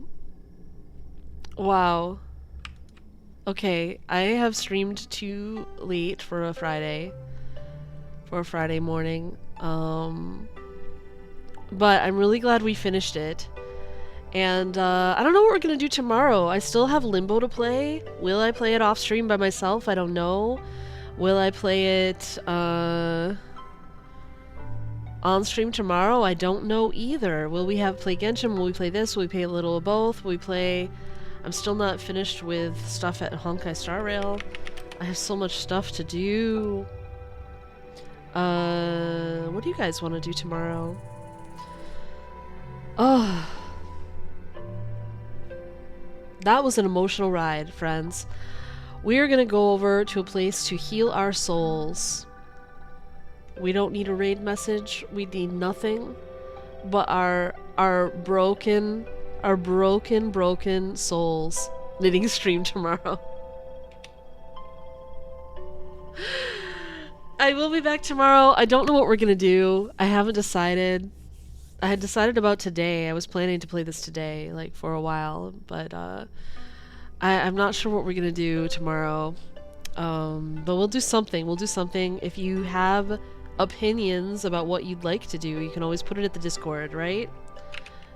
Join the Discord and go to the Gen chat and be like, MJ, play this, play. Your choices are Genshin Impact, Honkai Star Rail, and Reverse 1999, where we could play Limbo if I haven't already done it, so... oh boy, okay. I'm exhausted, and I bet you are too. And I'll see you guys tomorrow. Bye, dear friends. Play Lost and Play. Oh, bye.